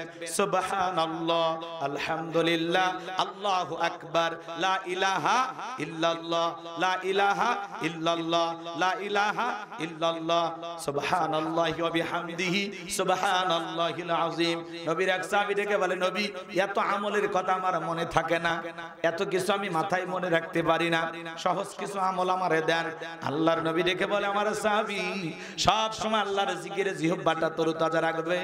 এই জিহ্বাটা আল্লাহর জিকিরে তরুতাজা রাখবা, এই জিকিরই তোমাকে জাহান্নামের আগুন থেকে বাঁচায়া জান্নাতে নিয়ে যাবে। একটু জোরে কন্না সুবহানাল্লাহ। মা বোন যারা শুনতে চান, মাসে আপনারা বেশ কয়েকদিন অসুস্থ থাকেন, যেই সময় আপনারা নামাজ পড়াও নিষেধ আছে মা, কিন্তু ওই সময়গুলোতে আপনারা জিকির করে কাটাবেন। জিকির করতে কোনো বাধা নাই। কথা বোঝা গেল? জিকির করতে কোনো বাধা নাই। মা বোন যারা শুনতেছেন, মা গোলাম রব্বানির এই কথাটা আপনারা আমল করবেন। আল্লাহ আমার মা বোনদেরকে আমল করার তৌফিক দান করুন। জোরে বলুন আমিন। জিকির করলে মুমিনের ঈমান তরুতাজা হয়। আল্লাহু আকবার বলেন। অন্তরের ময়লা মরিচা দূর হয়ে যায়। চলেন না বাজান, সামনের দিকে যায়। হযরতে বেলালের বুকের উপরে পাথর, রক্তাক্ত জিহ্বা দিয়ে চোখের কোণা দিয়ে পানি ঝরতেছে। বেলাল তবুও জিহ্বা নাড়ে, আল্লাহর জিকির করে, আর চোখের পানি ছেড়ে দিয়ে কাঁদে আর ডেকে বলে, আল্লাহ তুমি তো সেই আল্লাহ, ইব্রাহিমের জন্য যদি নমরুদের আগুনকে ফুলের বাগান বানায় দিতে পারো, ও আল্লাহ তুমি কি পারো না বেলালের বুকের পাথরটাকে তুলার মতো নরম বানায় দিতে? আল্লাহ বুকের উপরে পাথর থাকার কারণে তোমার মতো মালিকের জিকির করতে বড় কষ্ট হয়।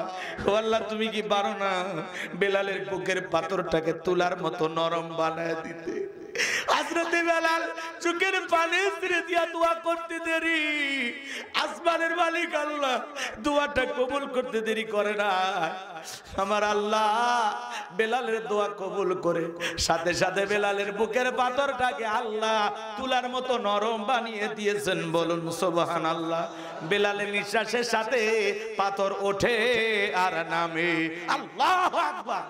আশিক রাসূল বেলাল, নবীর পাগল বেলাল, নবীকে কতটা ভালোবাসতেন জানেন? নবী যখন মক্কা নগরীতে পথ চলতো, বেলাল একবার ডানে যায় আর একবার বামে যায়। নবী দেখে বলে, বেলাল বুঝি না একবার ডানে আর একবার বামে, কারণটা কি? হযরতে বেলাল ডেকে বলে, নবী আপনি কালেমার দাওয়াত দেন, ইসলামের প্রচার প্রসার কোন কাফেররা হলো আপনার শত্রু, আপনাকে টার্গেট করে যদি দূর থেকে তীর নিক্ষেপ করে গো নবী, ওই তীরটা যেন সর্বপ্রথম আমি বেলালের বুকের ভিতরে ঢোকে।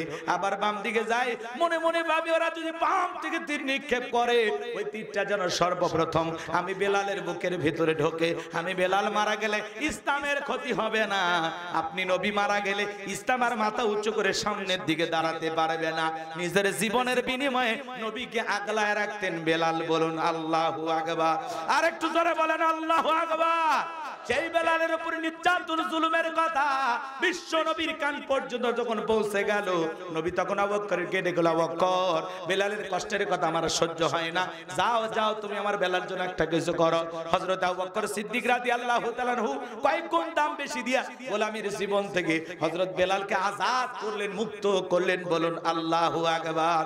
এই যখন ইসলামের অবস্থা, সন্তান হারানোর ব্যথা, কাফেরদের সমালোচনা আর সাহাবায়ে কিরামদের উপর নির্যাতন জুলুম, এজন্য নবীজির মনটা খারাপ। নবীর যখন মন খারাপ, নবীকে সান্ত্বনা দেওয়ার দায়িত্ব কার? আমার আল্লাহ ডেকে বলে, জিবরাইল আমার বন্ধুর মা নাই, বাবা নাই, আমি সারা আমার বন্ধুর কেউ নাই রে জিবরাইল। আমার বন্ধুর মনটা হয়েছে ভারী, আমি আল্লাহ সইতে নাহি পারি। লাহু মাহফুজ থেকে সূরা কাউসার নিয়ে যায় আমার বন্ধুর উপরে নাজিল কর তাড়াতাড়ি। আল্লাহু আকবার। আমার নবী ডেকে বলে, আনাস আমার মনটা কেন খারাপ তোমরা জানো, কিন্তু আমার মুস্কি হাসি দেওয়ার কারণ হলো এই মাত্র আসমান থেকে জিবরাইল এসে আমার উপরে সূরা কাউসার নাজিল করলো। নবী তখন সাহাবায়ে কিরামদের সামনে মুস্কি মুস্কি হাসলেন আর সূরা কাউসারটা তিলাওয়াত করে শুনিয়ে দিলেন।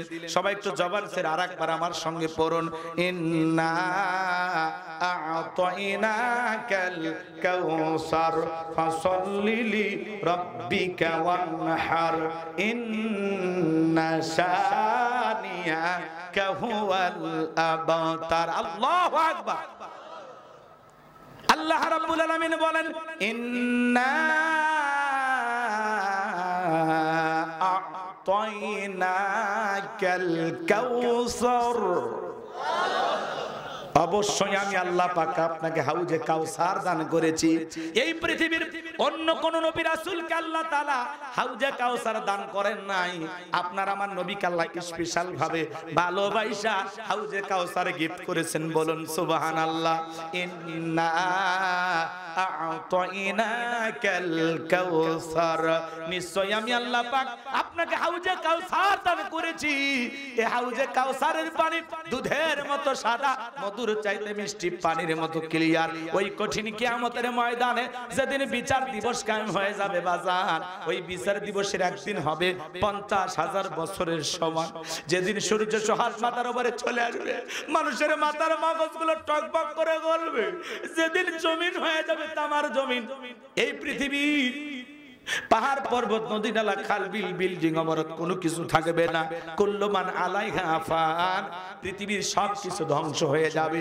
মাঝে মাঝে ভূমিকম্প নাড়া যায়। এ বাজান কি বুঝতেছেন?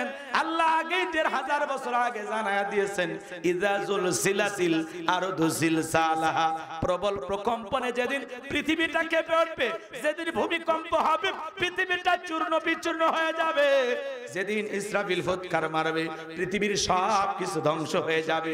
এ বাজান গো আমার, হালকা ভূমিকম্প নাড়া দেয়, দেখলেন না বাপ সন্তানকে ফেলায় দৌড়ে চলে গেল, স্বামী স্ত্রীকে ফেলায় চলে যায়, হালকা একটু ভূমিকম্পের নাড়াতে আপনি আমি অস্থির হয়ে গেলাম। মনে রাখবেন বাজান, এই পৃথিবীর জমিনে ভূমিকম্প হওয়ার পিছনে 15টি কারণ থাকে। ওই দিকে আলোচনা ঘোরানোর কোনো সুযোগ নাই বাজান, লম্বা হয়ে যাবে, লম্বা আমি করতে চাই না। এই পৃথিবীর জমিনে কেন ভূমিকম্প হয়? এই জমিনে যখন পাপ বেড়ে যায়, জুলুম বেড়ে যায়, অত্যাচার বেড়ে যায়, অন্যায় বেড়ে যায়, পাপাচার বেড়ে যায়, অশ্লীলতা বেড়ে যায়, আনন্দ নাচানাচি, আনন্দ ফুর্তি যখন বেড়ে যায়, গান বাজনা বাদ্যযন্ত্র যখন বেড়ে যায়, কথা বলেন না গান, আউল বাউল যখন বেড়ে যায়, গায়ক গায়িকা যখন বেড়ে যায়, এই পৃথিবীর জমিনে যখন অশ্লীলতা বেড়ে যায়, নাচ গানে যখন মানুষ বিভোর, অশ্লীলতার সাগরে মানুষ যখন হাবুডুবু খায়, ভালো মানুষ হয়েও মিথ্যার দিকে আশ্রয় নেয়, আছে না নাই? বন্ধুকে কাছে টানে, বাবাকে দূরে ঠেলে দেয়, বইয়ের পূজা করে, গোলামি করে, আর মাকে মানতে পারে না। এই সমাজে কি এমনি আল্লাহ ভূমিকম্প দিয়ে নাড়া দেয়? আল্লাহ বুঝায়, গোলাম এখনো সময় আছে, সোজা হয়ে যা। আমি আল্লাহ ভূমিকম্পের নাড়া দিয়ে যদি নেপালে ফেলাইতে পারি, ভুটানে ফেলাইতে পারি, স্পেনে ফেলাইতে পারি, তোরা বাংলাদেশে বসবাস করি, তোদের বিল্ডিং আমি আল্লাহ ঘুরাই দিতে পারি, কিন্তু আমি তোদের বড় ভালোবাসি। হালকা করে নাড়া দিছি, এই নাড়া যদি 30-40 সেকেন্ড হয়, আর এই ভূমিকম্পের মাত্রা যদি 9 অতিক্রম করে, কিচ্ছু খুঁজে পাওয়া যাবে না। কথা বলেন। এই যে গতকালকেও কয়েকটা জেলায় ভূমিকম্প হয়েছে, বাজা মাঝে মাঝে হইতেছে, আল্লাহ সতর্ক করে দেয়, বান্দা সাবধান হয়ে যা। কোন একদিন ঘুমাবেন, সেদিন ভূমিকম্প হয়ে যাবে। ফজরের নামাজ পড়ে যারা ঘুমাবে, ওটাই তার জীবনের শেষ আমল হবে। কথা বলে ঠিক কিনা? আর যে কপাল পরারা পড়বে না, তাদের শেষ আমল কি হবে আল্লাহ ছাড়া কেউ জানে না। কষ্ট হচ্ছে আপনাদের না? আমার কথাই বিরক্ত হন? ফিরে আসার দরকার আছে না নাই? গুনাহ থেকে বেঁচে থাকার দরকার আছে না নাই? পাপ ছেড়ে দেওয়ার দরকার আছে না নাই? গান বাজনা অশ্লীলতা ছেড়ে দেওয়ার দরকার আছে না নাই? আল্লাহ আমাদের হেদায়েত দান করেন। এটা জোরে কর না আমিন। আমার ভাইয়েরা, যেদিন কিয়ামত সংগঠিত হবে, বিচার দিবসের একদিন হবে 50,000 বছরের সমান। যেদিন বেঈমানদের জিহ্বা নাভি পর্যন্ত চলে আসবে, যেদিন আল্লাহর আরশের ছায়া ছাড়া আর কোনো ছায়া থাকবে না, ওই কঠিন কিয়ামতের ময়দানে ভাই ভাইকে দেখে পালিয়ে যাবে। ইয়াউমা ইয়াফিরুল মারউ মিন আখি ওয়া উম্মিহি ওয়া আবি ওয়া সাহিবাতিহি ওয়া বানি। সেদিন ভাই ভাইকে দেখে পালিয়ে যাবে, মাতা পিতা সন্তানকে দেখে পালিয়ে যাবে, স্ত্রী স্বামীকে দেখে পালিয়ে যাবে। কেউ কারো উপকারে আসবে না। ওই দিন আল্লাহর আরশের ছায়া ছাড়া আর কোনো ছায়া থাকবে না। মানুষ পানি পানি বলে চিৎকার মারবে, আর দলে দলে মানুষ বিশ্ব নবীর দিকে রওনা করবেন। আর নবী যে হাউজে কাউসারের পেয়ালা নিয়ে দাঁড়িয়ে আছেন, কিছু মানুষের চোখের সামনে আল্লাহ তাআলা পর্দার আবরণ তৈরি করে দিবেন। আমার আল্লাহ ডেকে বলে, আমার আল্লাহ তাআলার পয়গম্বর মুহাম্মদ রাসূলুল্লাহ সাল্লাল্লাহু আলাইহি সাল্লাম যখন সংখ্যায় কম দেখবেন, তখন আল্লাহকে ডেকে বলবেন, আল্লাহ আমি আমার অনেক উম্মতকে দেখতে পাইলাম, কেন জানি সংখ্যাটা কমে গেল, বুঝতে পারলাম না। আমার আল্লাহ তখন ডেকে বলে, বন্ধু পাইকারি দরে সবাইকে আপনি হাউজে কাউসারের পানি পান করাইতে পারবেন না। দুনিয়ার জীবনে দুইটি অপরাধ করেছিল যারা, আজকে কিয়ামতের ময়দানে আপনার হাতে হাউজে কাউসারের পানি পাবে না তারা। জোরে বলেন কয়টি অপরাধ? দুইটা আঙ্গুল তুলে বলেন তো বাজান, কয়টা অপরাধ? একটু জানার দরকার আছে না নাই? কয়েকটা মিনিটের মধ্যে আলোচনা ফিনিশিং দেব বাজান, গোছায় নিয়ে আসছি। বিরক্ত হবেন না, ওটা বসা করবেন না, পরিবেশটা নষ্ট করবেন না। পায়ে হাত দিয়ে অনুরোধ করি বালা বাজান, একটু আলোচনাটা শুনে যান। জীবন পরিবর্তনের জন্য এতটুকু আলোচনায় যথেষ্ট হতে পারে। কি সেই দুইটা অপরাধ একটু জানার দরকার আছে না নাই? একটু পরেই বলতেছি বাজান, মন খারাপ করবেন না, চলেন না সামনের দিকে যাই। নবীজি হাউজে কাউসার পেয়ালা নিয়ে দাঁড়িয়ে আছেন, নবীজিকে কিয়ামতের ময়দানে দেখবেন, আর নবীজির হাতে হাউজে কাউসারের পানি পান করবেন। এমন দৃশ্যের মুখোমুখি কি আপনারা একটু হতে চান? কারা কারা কিয়ামতের ময়দানে নবীজির হাতে হাউজে কাউসারে পানি পান করতে চান? দুইটা হাত তুলে আমার আল্লাহকে একটাবার দেখান, আর আমার সঙ্গে বলুন, হে আল্লাহ আমাদের সবাইকে কিয়ামতের ময়দানে নবীজির হাতে হাউজে কাউসারের পানি পান করার তৌফিক দান করুন। জোরে বলেন আমিন। আরেকটু চিল্লা বলেন আমিন। আরো একবার জোরে বলেন আমিন। হাত নামান। আমার ভাইয়েরা, হাউজে কাউসারের পেয়ালা নিয়ে রাসূল দাঁড়িয়ে আছেন, নবীজিকে দেখবেন, আর নবীজির হাতে হাউজে কাউসারের পানি পান করবেন। সুবহানাল্লাহ। যে পানি চাইলেই কি পাওয়া যাবে? আমি আপনাদের এলাকা আসলাম, একটা ছেলের হাতে কিছু চকলেট দিলাম, দিয়ে বললাম, ভাতিজা তুমি আমার জন্য এক বদা পানি নিয়ে আসো। ওই ছেলেটা চকলেট পায়ে মারছে দৌড়, মাঝখানে আছাড় খাইয়ে পড়ে গেছে, হাঁটু ছিলে গেছে, রক্ত বের হয়েছে। এরপরে বদনা ভরিয়া পানি নিয়ে আমার সামনে হাজির। আমি তখন বললাম, ভাতিজা এই পানি টানতে গিয়ে তোমার কষ্ট হয়েছে, মাঝখানে আছাড় খাইয়ে পড়ে গেছো, হাঁটু ছিলে গেছে, রক্ত বের হয়েছে, ব্যথাও মনে হয় পাইছো। ওই ছেলেটার হাতে চকলেট থাকার কারণে বলতেছে, আমি এরকম কত পরে যাই, আমার কিছুই হয় না। ওই চকলেটের খুশির কারণে ব্যথাকে ব্যথা মনে হচ্ছে না। কিয়ামতের ময়দানে নবীজির হাতে এক পেলা হাউজের কাউসারের পানি তকদিরে নসিবে ভাগ্যে যদি জুটে যায়, রাসূলের হাতে এক পেলা হাউজে কাউসারের পানি, কথা বলা যাবে না, কষ্ট হচ্ছে? নবীজির হাতে হাউজে কাউসারের পানি আর আল্লাহর আরশের নিচে ছায়া ভাগ্যে যদি জুটে যায়, কিয়ামতের কঠিন দিন আপনার কাছে কঠিন মনে হবে না, আল্লাহ সহজ করে দেবেন।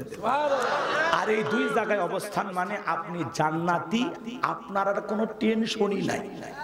নবীজির হাতে এক পেয়ালা হাউজে কাউসারের পানি পান করবেন, জান্নাতে ঢোকা পর্যন্ত আপনারা তৃষ্ণাই লাগবে না, তৃষ্ণাই মিটে যাবে। বলেন সুবহানাল্লাহ।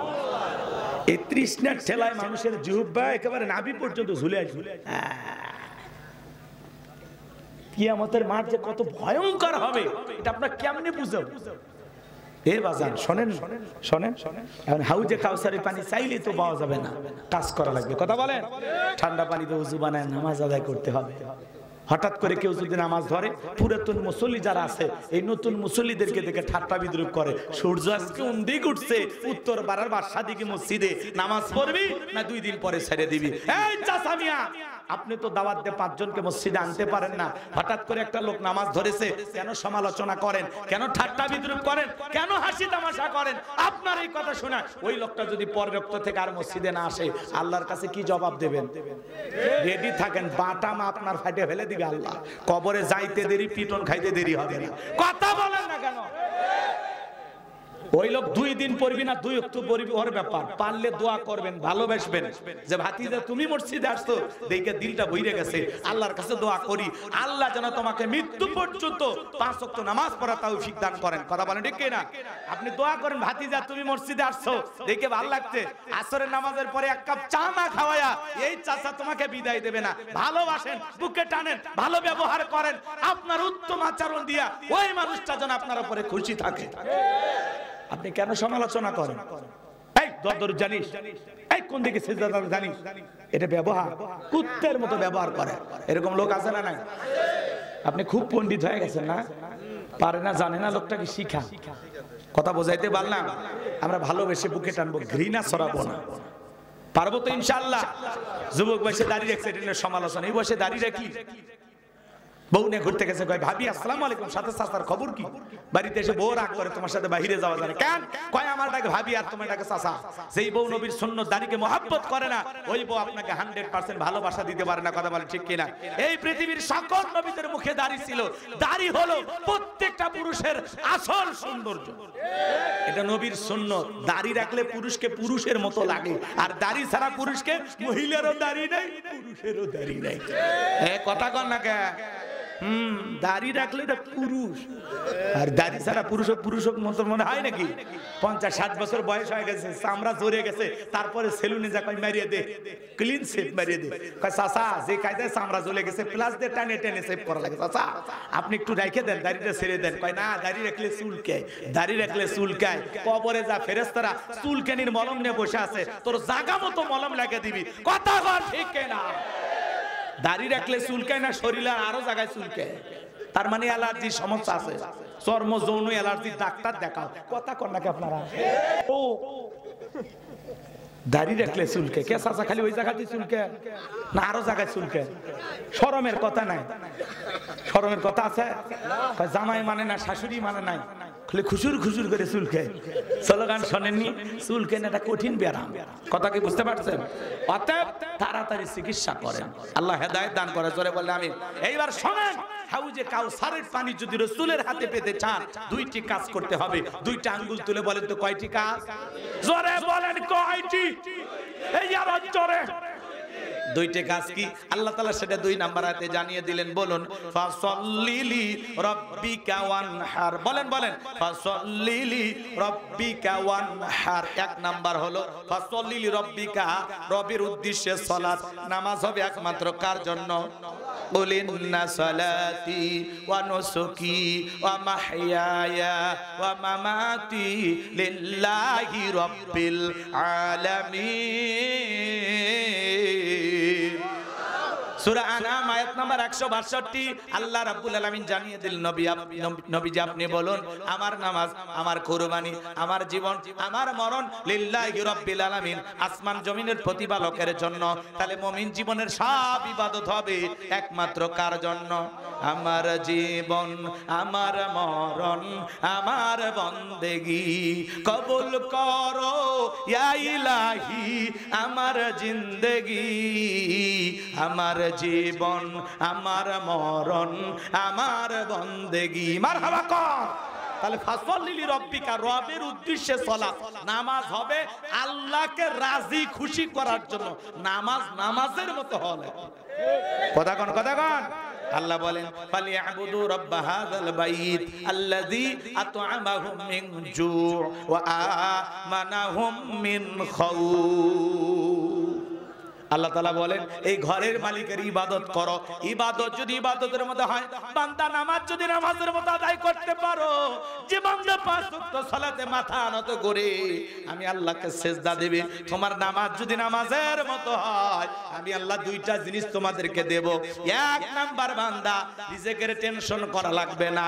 যে বান্দা 5 ওয়াক্ত সালাতে মাথা নত করে আমি আল্লাহর কুদরতি কদমে সিজদা দেবে, ওই বান্দার জন্য আমি আল্লাহ রিজিকের ব্যবস্থা করে দেব।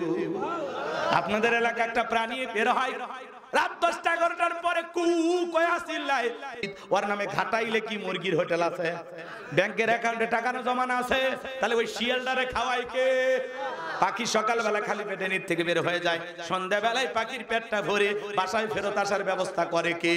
আল্লাহ যদি একটা শিয়ালকে খাওয়ায়, পাখিকে খাওয়ায়, আমরা হলাম আশরাফুল মাখলুকাত, সৃষ্টির সেরা। কুনতুম খায়রা উম্মাতিন উখরিজাত লিন-নাস। আল্লাহ বলেন তোমাদেরকে উত্তম জাতি বানাইলাম, মর্যাদার আসনে বসাইলাম। আল্লাহকে আমাদেরকে না খাওয়ায় মারবে? রিজিক দেওয়ার একমাত্র মালিক কে? ওয়ামা মিন দাব্বাতিন ফিল আরদি ইল্লা আলাল্লাহি রিজকুহা। সূরা হুদের ভিতরে আল্লাহ পাক জানা দিলেন এই পৃথিবীতে এমন কোন বিচরণশীল প্রাণী নাই যার রিজিকের ব্যবস্থা আমি আল্লাহ আসমান থেকে করি না। ওই আটলান্টিক মহাসমুদ্রের ৩৩,০০০ ফিট গভীরতল পানির নিচে থাকা ছোট্ট একটা প্রাণী, তার রিজিকের ব্যবস্থাও আমি আল্লাহ আসমান থেকে করি। বলুন সুবহানাল্লাহ। আল্লাহ এক নাম্বার রিজিকের ব্যবস্থা করবেন, দুই নাম্বার হলো ওয়া আমানাহুম মিন খাউফ, সকল ভয় থেকে আমি আল্লাহ নিরাপত্তা দেব। সমাজে ভয় আছে না নাই? মেয়েটা কলেজে গেল একা একা ফিরবে নাকি জামাই সাথী নিয়ে ফিরবে, ভয় আছে না নাই? মেয়েটা স্কুলে গেল ভালোভাবে ফিরবে নাকি কার লালসার শিকার হবে, ভয় আছে না নাই? আপনি বিকাশের দোকানদার 2 লক্ষ টাকা নিয়া সাগরদিঘি বাজার থেকে আপনার এই পোড়া বাসা গ্রামে আসবেন, মনে মনে ভাবতেছেন আল্লাহ 2 লাখ টাকা রাত 2টা বাজে টাকা নিয়ে বাড়ি পর্যন্ত যাইতে পারবো নাকি ছিনতাইকারী চোর ডাকাতের কবলে পড়ে টাকা যান 2টায় হারাবো। আতঙ্ক আছে না নাই? ভয় আছে না নাই? চুরির ভয় আছে না না? বলেন না কেন? স্বাধীনতার 54 বছর কেটে গেল, চুরি বন্ধ হয় নাই, সাদা বন্ধ হয় নাই, টেন্ডারবাজি বন্ধ হয় নাই, খুন ধর্ষণ বন্ধ হয় নাই। এই জমিনে আল্লাহর আইন চালু হবে না যতদিন, চুরি দুর্নীতি বন্ধ হবে না ততদিন, মানুষের তে করা তন্ত্র মন্ত্র দিয়ে সমাজে শান্তি প্রতিষ্ঠিত হবে না, ডক্টর কামালের তৈরি করা সংবিধান দিয়ে রাষ্ট্রে শান্তি প্রতিষ্ঠিত হবে না, লেনিন কারমার্সের গণতন্ত্রের চর্চা দিয়া সমাজে শান্তি প্রতিষ্ঠিত হবে না, আমেরিকা লন্ডনের আর ভারতের পানি পড়া দিয়া সমাজ পরিবর্তন হবে না। এই ৫৬,০০০ বর্গ মাইলে আল্লাহর আইন চালু না হওয়া পর্যন্ত শান্তি প্রতিষ্ঠিত হবে না। এই জমিনে চুরি বন্ধ হবে সেই দিন, আল্লাহর আইন দিয়া চোরের বিচার করা হবে সেই দিন। আজ থেকে ১৫০০ বছর আগে আল্লাহ আইন দিয়েছেন ওয়াসসারিকু ওয়াসসারিকাতু ফাকতুউ আইদিয়াহুমা জাযাআম বিমা কাসাবা নাকালাম মিনাল্লাহ। সূরা মায়েদার ৩৮ নম্বর আয়াতে আল্লাহ আইন দিয়েছেন চোর পুরুষ হোক আর নারী হোক, আল্লাহর বিধান, আল্লাহর ফয়সালা, অপরাধ প্রমাণিত হলে চোরের হাত কেটে দাও। একটা চোরের হাত কেটে সোশ্যাল মিডিয়ার মাধ্যমে ফালাও করে যদি প্রচার করা হয়, বাইতুল মুকাররমের সামনে নিয়ে এসে প্রকাশ্যে দিবালোকে যদি হাতটা কাটা হয়, আর প্রত্যেকটা স্যাটেলাইট চ্যানেলে এগুলো যদি প্রচার করা হয়, 2-3 ঘন্টা পরে পরে যে বাংলার পার্লামেন্টে আইন পাস করা হয়েছে চুরি করলে চোরের হাত কেটে দেওয়া হবে, একটা চোরের হাত কেটে শুধু বিচার করে দেখেন বাংলাদেশের সমস্ত চোরেরা তওবা করে আল্লাহর ওলি হয়ে যাবে। কথা বলেন ঠিক কি না? ওরা বলবে ভিক্ষা করে খাবো তাও চুরি করব না। কিন্তু কে শোনে কার কথা? আজও গেল না মনের ব্যথা। এখন উচিত কথা যদি কই, পিঠের ওপর দিয়া যাবি মই। এই আনন্দে কিছু লোক কিনা খাবে বগুড়ার স্পেশাল দই। যত দোষ নন্দ ঘোষ, সত্যটা বললে দোষ, করলে অন্যায়ের প্রতিবাদ, নামটা হবে তোমার মৌলবাদ, নামটা হবে তোমার জঙ্গিবাদ। পেন্টাগনে হামলা হলো, দোষী খুঁজে নাহি পেলো, পেন্টাগনে হামলা হলো, দোষী খুঁজে নাহি পেলো, ওসামাকে দিল দোষের অপবাদ, নামটা হবে তোমার মৌলবাদ, নামটা হবে তোমার জঙ্গিবাদ। উচিত কথা কইলে কি জঙ্গি, রাজাকার, মৌলবাদ, এগুলো 16 বছর শুনতে শুনতে মানুষের কান জ্বালা হয়ে গেছে। এগুলো ডায়লগ আর চলে না, রাজাকারের ডায়লগ আর খায় না, মৌলবাদের ডায়লগ খায় না। আগামীতে যদি আমাদেরকে আবারও কেউ ট্যাগ লাগায় মৌলবাদ, জঙ্গি, রাজাকার বলে, মনে রাখবেন বাজার, এই পৃথিবীর জমিনে যারা আলেমদেরকে লাঞ্ছিত করার ষড়যন্ত্র করবে, পুরো পৃথিবীর সামনে আল্লাহ তাদেরকে লাঞ্ছিত করবে। হক কথা কইলে আপনারা তো চলে কেন? হ্যাঁ, স্বাধীনতার 54 বছর কেটে গেল, এদেশে চুরি বন্ধ হলো না, ধর্ষণ মুক্ত একটা দিন উপহার দিতে পারলেন না। ওই পচা সংবিধান বাদ দেন, আল্লাহ তৈরি করা সংবিধান জমিনে চালু করেন। 24 ঘন্টায় চুরি, খুন, ধর্ষণ বন্ধ হবে, হতে বাধ্য। শুনবেন না তো? একবার টেস্ট করে দেখেন বেটা, একবার টেস্ট করে দেখেন। কথা কন না, কিছুদিনের জন্য টেস্ট করে দেখেন। এই দেশের পার্লামেন্টে যদি কোরআন চালু হয়, পুরো দেশটা জান্নাতের টুকরায় পরিণত হবে। গরুর দড়ি ধরে ঘুমান লাগবে না, রিকশায় তালা মারা লাগবে না। সৌদি আরবে দেখলাম কোটি টাকার স্বর্ণের দোকান ফেলায় চলে যায়, রাত 2টা 1টার দিকে রমণী একা হেঁটে যায়, একা গাড়ি চালায় যাচ্ছে, কেউ ধরে না, কেউ সামনে দাঁড়ায় না। আল্লাহ আকবার বলেন। এমন সমাজকে আপনারা চান? আফগানিস্তানে পলিথিনের ব্যাগে টাকা নিয়ে যায়, কেউ বাধা দেয় না, কেউ সামনে দাঁড়ায় না।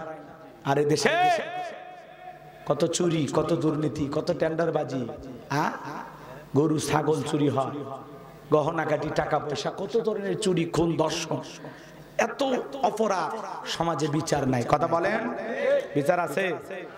লেখে রাখিব নিরাপদ, দেখাবো আলোর পথ, মুরগি চোর যায় ডাকাতের প্রশিক্ষণ বের হয়। কথা বল, মুরগি চোর জেলখানা যা কি হয়? ডাকাত হয়। জেল খেটে আমার সাহস আরো বেড়ে যায়, বলে দেখে আসছি, এইবার খালি পার মার সব করবো।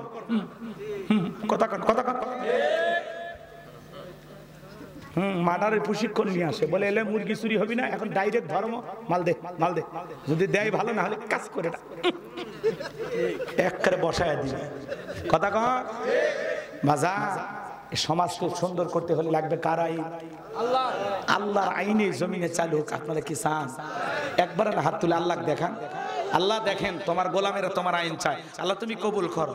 আল্লাহ কিয়ামতের ময়দানে আমাদেরকে অপরাধী বানায় না, আল্লাহ তোমরা তুমি আমাদের কবুল করে নাও। জোরে বলেন আমিন। আল্লাহ আমাদের কবুল করে নেন, জোরে কোন আমিন। আমার ভাইয়েরা, ওরা কেন আল্লাহর আইন চালু করে না? ওদের কথাই আছে সরিষাই ভূত। নেতারা আল্লাহর আইন কেন চালু করে না? কারণ ওই জানে এই হাত দিয়ে যে পরিমাণে দুর্নীতি করে দেশের টাকা বিদেশে পাচার করেছি, এই দেশে রিজার্ভ যেভাবে শূন্য করছি, দুর্নীতি করছি, বাপরে বাপ, প্রথম হাত তো নেতার দা কাটা যাবে। পানি উপর থেকে নিচে গড়ায়, দুর্নীতি উপর থেকে শুরু হয়। কথা বলা ঠিক কিনা? এই জন্য ওরা আল্লাহর আইন চাইবে। আমি কি কথা বুঝাইতে পারলাম? আমার ভাইরা, আল্লাহ রাব্বুল আলামিন বলেন ফাসাল্লি লিরাব্বিকা ওয়ানহার। এক নাম্বার হলো রবের উদ্দেশ্যে সালাত, আল্লাহ তাআলাকে রাজি খুশি করার জন্য। এ বাজার শুধু মসজিদ সুন্দর হইলে হবে না, ওই মসজিদে যারা নামাজ আদায় করবে তাদের অন্তরটাও সুন্দর হওয়ার দরকার আছে না নাই? এই পৃথিবীর জমিনে আমরা সবাই আল্লাহর গোলাম, আর এই গোলামির সবচাইতে সুন্দর বহির প্রকাশ হলো নামাজের মাধ্যমে। মাথাটা নত করে আল্লাহকে সিজদা দেওয়ার মাধ্যমে হলো গোলামির শ্রেষ্ঠ বহির প্রকাশ। আপনি যে গোলাম, তার শ্রেষ্ঠ বহির প্রকাশ বের হয় কোন দিক দিয়া? সিজদার মাধ্যমে, নামাজের মাধ্যমে। যত বেশি মাথা নত করবেন, পুরো পৃথিবীর সামনে আল্লাহ তত মর্যাদা বাড়াবে, তত সম্মান বাড়াবে। সুবহানাল্লাহ কর। তাহলে 5 ওয়াক্ত সালাত আল্লাহকে রাজি খুশি করার জন্য কারা কারা পড়বেন একটু হাত তুলে দেখেন। আল্লাহ আমাদেরকে 5 ওয়াক্ত নামাজি বানায় দেন, জোরে বলেন আমিন। তাহলে 1 নাম্বার রসুলের হাতে হাউজে কাউসারের পানি পান করতে গেলে 1 নাম্বার 5 ওয়াক্ত সালাত আদায় করা লাগবে। এটা রবের বাধ্যতামূলক অর্ডার। হাত নামান। খালি 7 দিন পরে পরে জুমার নামাজ পড়বেন যারা, লাইফ সাপোর্টে বেঁচে থাকা মুসলমান তারা, এই না ফরমান শুধু 2 রাকাত পড়লি, আসর মাগরিব এশা ফজর কেন পড়িস না? বল না কপাল পোড়া যুবক, বল। তুমি জুমার 2 রাকাত পড়লে যুবক, আসরে কেন আসো না? মাগরিবে কেন আসো না? এশায় ফজরে কেন আসো না? কিসে তোমাকে বাধা দিল? কে তোমাকে ধোঁকা দিল? তুমি জুমার 2 রাকাত পড়ে নিজেকে পাক্কা ইমানদার দাবি করো। মনে করো আমিও 7 দিনের মুসলমান, 7 দিন পরে পরে জুমার নামাজ পড়ি। একেবারে কি খারাপ মানুষ হুজুর? হয়তোবা নামাজটা কম পড়ি, কিন্তু ইমানটা পাকা করা আছে। কি মনে করেন চায়না টাইলস দিয়ে পাকা করছেন? বদমাইশি বাদ দেন, ভালো হয়ে যান। যার ঈমান না এদিকে, যার নামাজ নাই তার ঈমান নাই। কথা কয় না কেন? বাইনাল আবদি ওয়া বাইনাল কুফরি তারকুস সালাহ। একজন ঈমানদার আর একজন বেঈমানের মধ্যে পার্থক্যকারী যে জিনিস তার নাম হলো সালাত। বেঈমানের নামাজ পড়ে না, ঈমানদারের নামাজ পড়ে। কথা বলেন না কেন? আপনি নামাজ না পড়ে কেমনে পাক্কা ঈমানদার দাবি করেন? তার মানে শয়তান আপনাকে ধোঁকা দিয়েছে। কথা বলেন। নামাজ পড়বেন, আল্লাহ আমাদের বুঝ দান করেন। আমিন। শুধু মানুষ মরে গেলে জানাজার নামাজ না, বছরে 2 বার ঈদের নামাজ না, ভোটের আগে টুপিদারি পরে জিবরাইলের খালাতো ভাই সাজলে হবে না। কথা কা ভোটের আগে কি সুন্দর টুপি দাড়ি পাঞ্জাবি লাগে, এমন কায়দা হাজির হয় মনে এই মাত্র আসমান থেকে নাজিল হয়েছে। এরাই হলো অরিজিনাল ধর্ম ব্যবসায়ী। আর আমাদেরকে ট্যাগ লাগায় আমরা নাকি ধর্ম ব্যবসায়ী। সেই ছোটবেলা থেকেই টুপি পরি, যুবক হওয়ার পরে দাড়ি রাখছি। কথা কন কই কাটি না তো, লেবাস তো পাল্টাই না, একই রকম। কথা কন।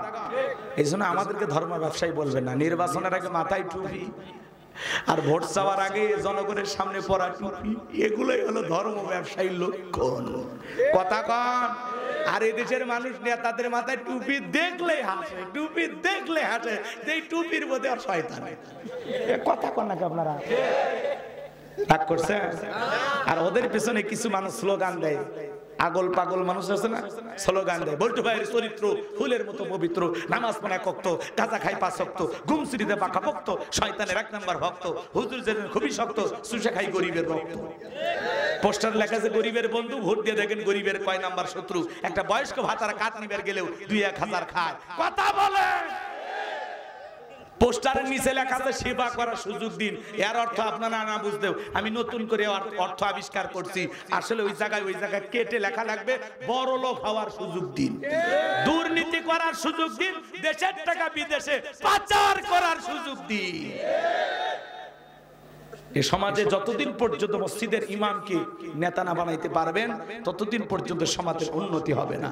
যতদিন আপনাদের মাদ্রাসার মুহাদ্দিম, আপনাদের মাদ্রাসার হুজুর, আপনাদের এলাকার সবচাইতে সুনামধন্য আলেমদেরকে চেয়ারম্যান, মেম্বার, এমপি, মন্ত্রী না বানাবেন ততদিন পর্যন্ত আমানতদার, নেককার, সৎ নেতা বাংলাদেশে পাওয়া যাবে না। আলেমদের কাছেই কেবলমাত্র দেশটা নিরাপদ। আর দেশের আলেমেরা হলো সবচাইতে বড় দেশপ্রেমিক। কোন আলেমের বিদেশে বাড়ি নাই, কোন আলেম বিদেশে টাকা জমায় না। কথা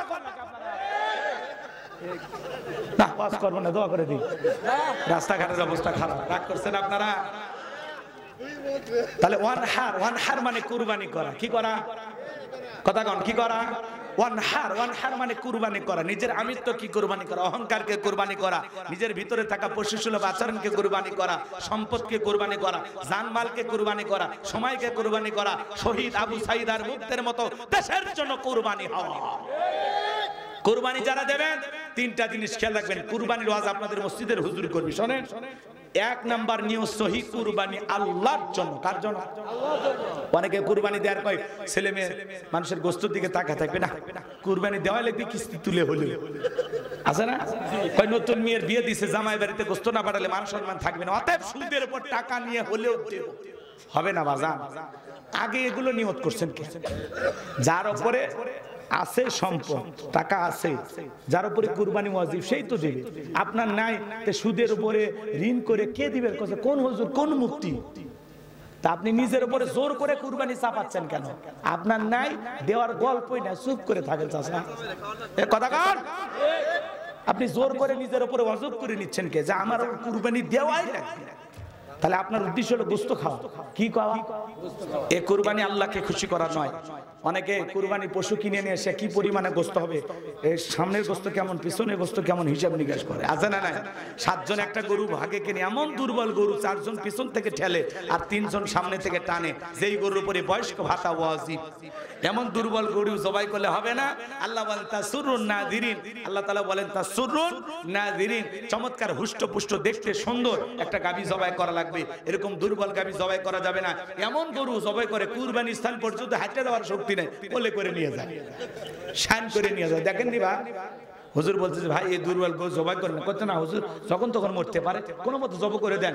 উপরে হাত দেখালে ভিতরে গোশত সেট করা আছে। এগুলো গরু জবাই করলে আল্লাহর কাছে কুরবানি কবুল হবে না। তাহলে কুরবানি করা মানে কি খালি নিজে খাওয়া? হ্যাঁ, কুরবানি করা মানে কি জানেন? স্যাক্রিফাইস করা, ত্যাগ করা, বিলিয়ে দেয়া, বন্টন করা। ভোগের নাম কুরবানি নয়, ত্যাগের নাম হলো কুরবানি। আপনার প্রতিবেশী গোশত রান্না করার জন্য মশলা বাইটে, আদা রসুন বাইটে বসে আছে, তার ঘরে 2-4টে টুকরে পৌঁছে দেওয়ার নাম হলো কুরবানি। পারবো তো ইনশাআল্লাহ? 2 নাম্বার, সুদের টাকা, ঘুষের টাকা, হারাম উপার্জনের টাকা দিয়ে কুরবানি দিলে হবে না। আল্লাহ পবিত্র, তিনি পবিত্র বস্তুকে ভালোবাসেন। আর 3 নাম্বার, ফাসল্লি লিরাব্বিকা ওয়ানহার, আগে নামাজ পড়ো, তারপরে কুরবানি করো। নামাজ যে রবের জন্য, কুরবানিও সে রবের জন্য। নামাজির জন্য কুরবানি, বেনামাজির কুরবানি নাই। কথা বল। আপনি বেনামাজি, আপনি কিসের কুরবানি? আপনি পিকনিক খান মিয়া। আপনার এটা লোক দেখানো কুরবানি, এটা আল্লাহ খুশির জন্য নয়। কথা বল। যারা নামাজি হয়ে কুরবানি দিবি, এদের কুরবানি কবুল হবে। তাহলে 1 নাম্বার নিউজ সহি, 2 নাম্বার টাকা হালাল, 3 নাম্বার নামাজি হয়ে কুরবানি দেওয়া লাগবে। আপনি 20,000 টাকার একটা ছাগলও যদি দেন, ওই ছাগলের রক্ত জমিনে পড়ার আগে আরশের মালিক আল্লাহর কাছে কবুল হবে। তাহলে কয়টা জায়গা ঠিক রাখা লাগবে? নিউজ সহি, টাকা হালাল, নামাজি।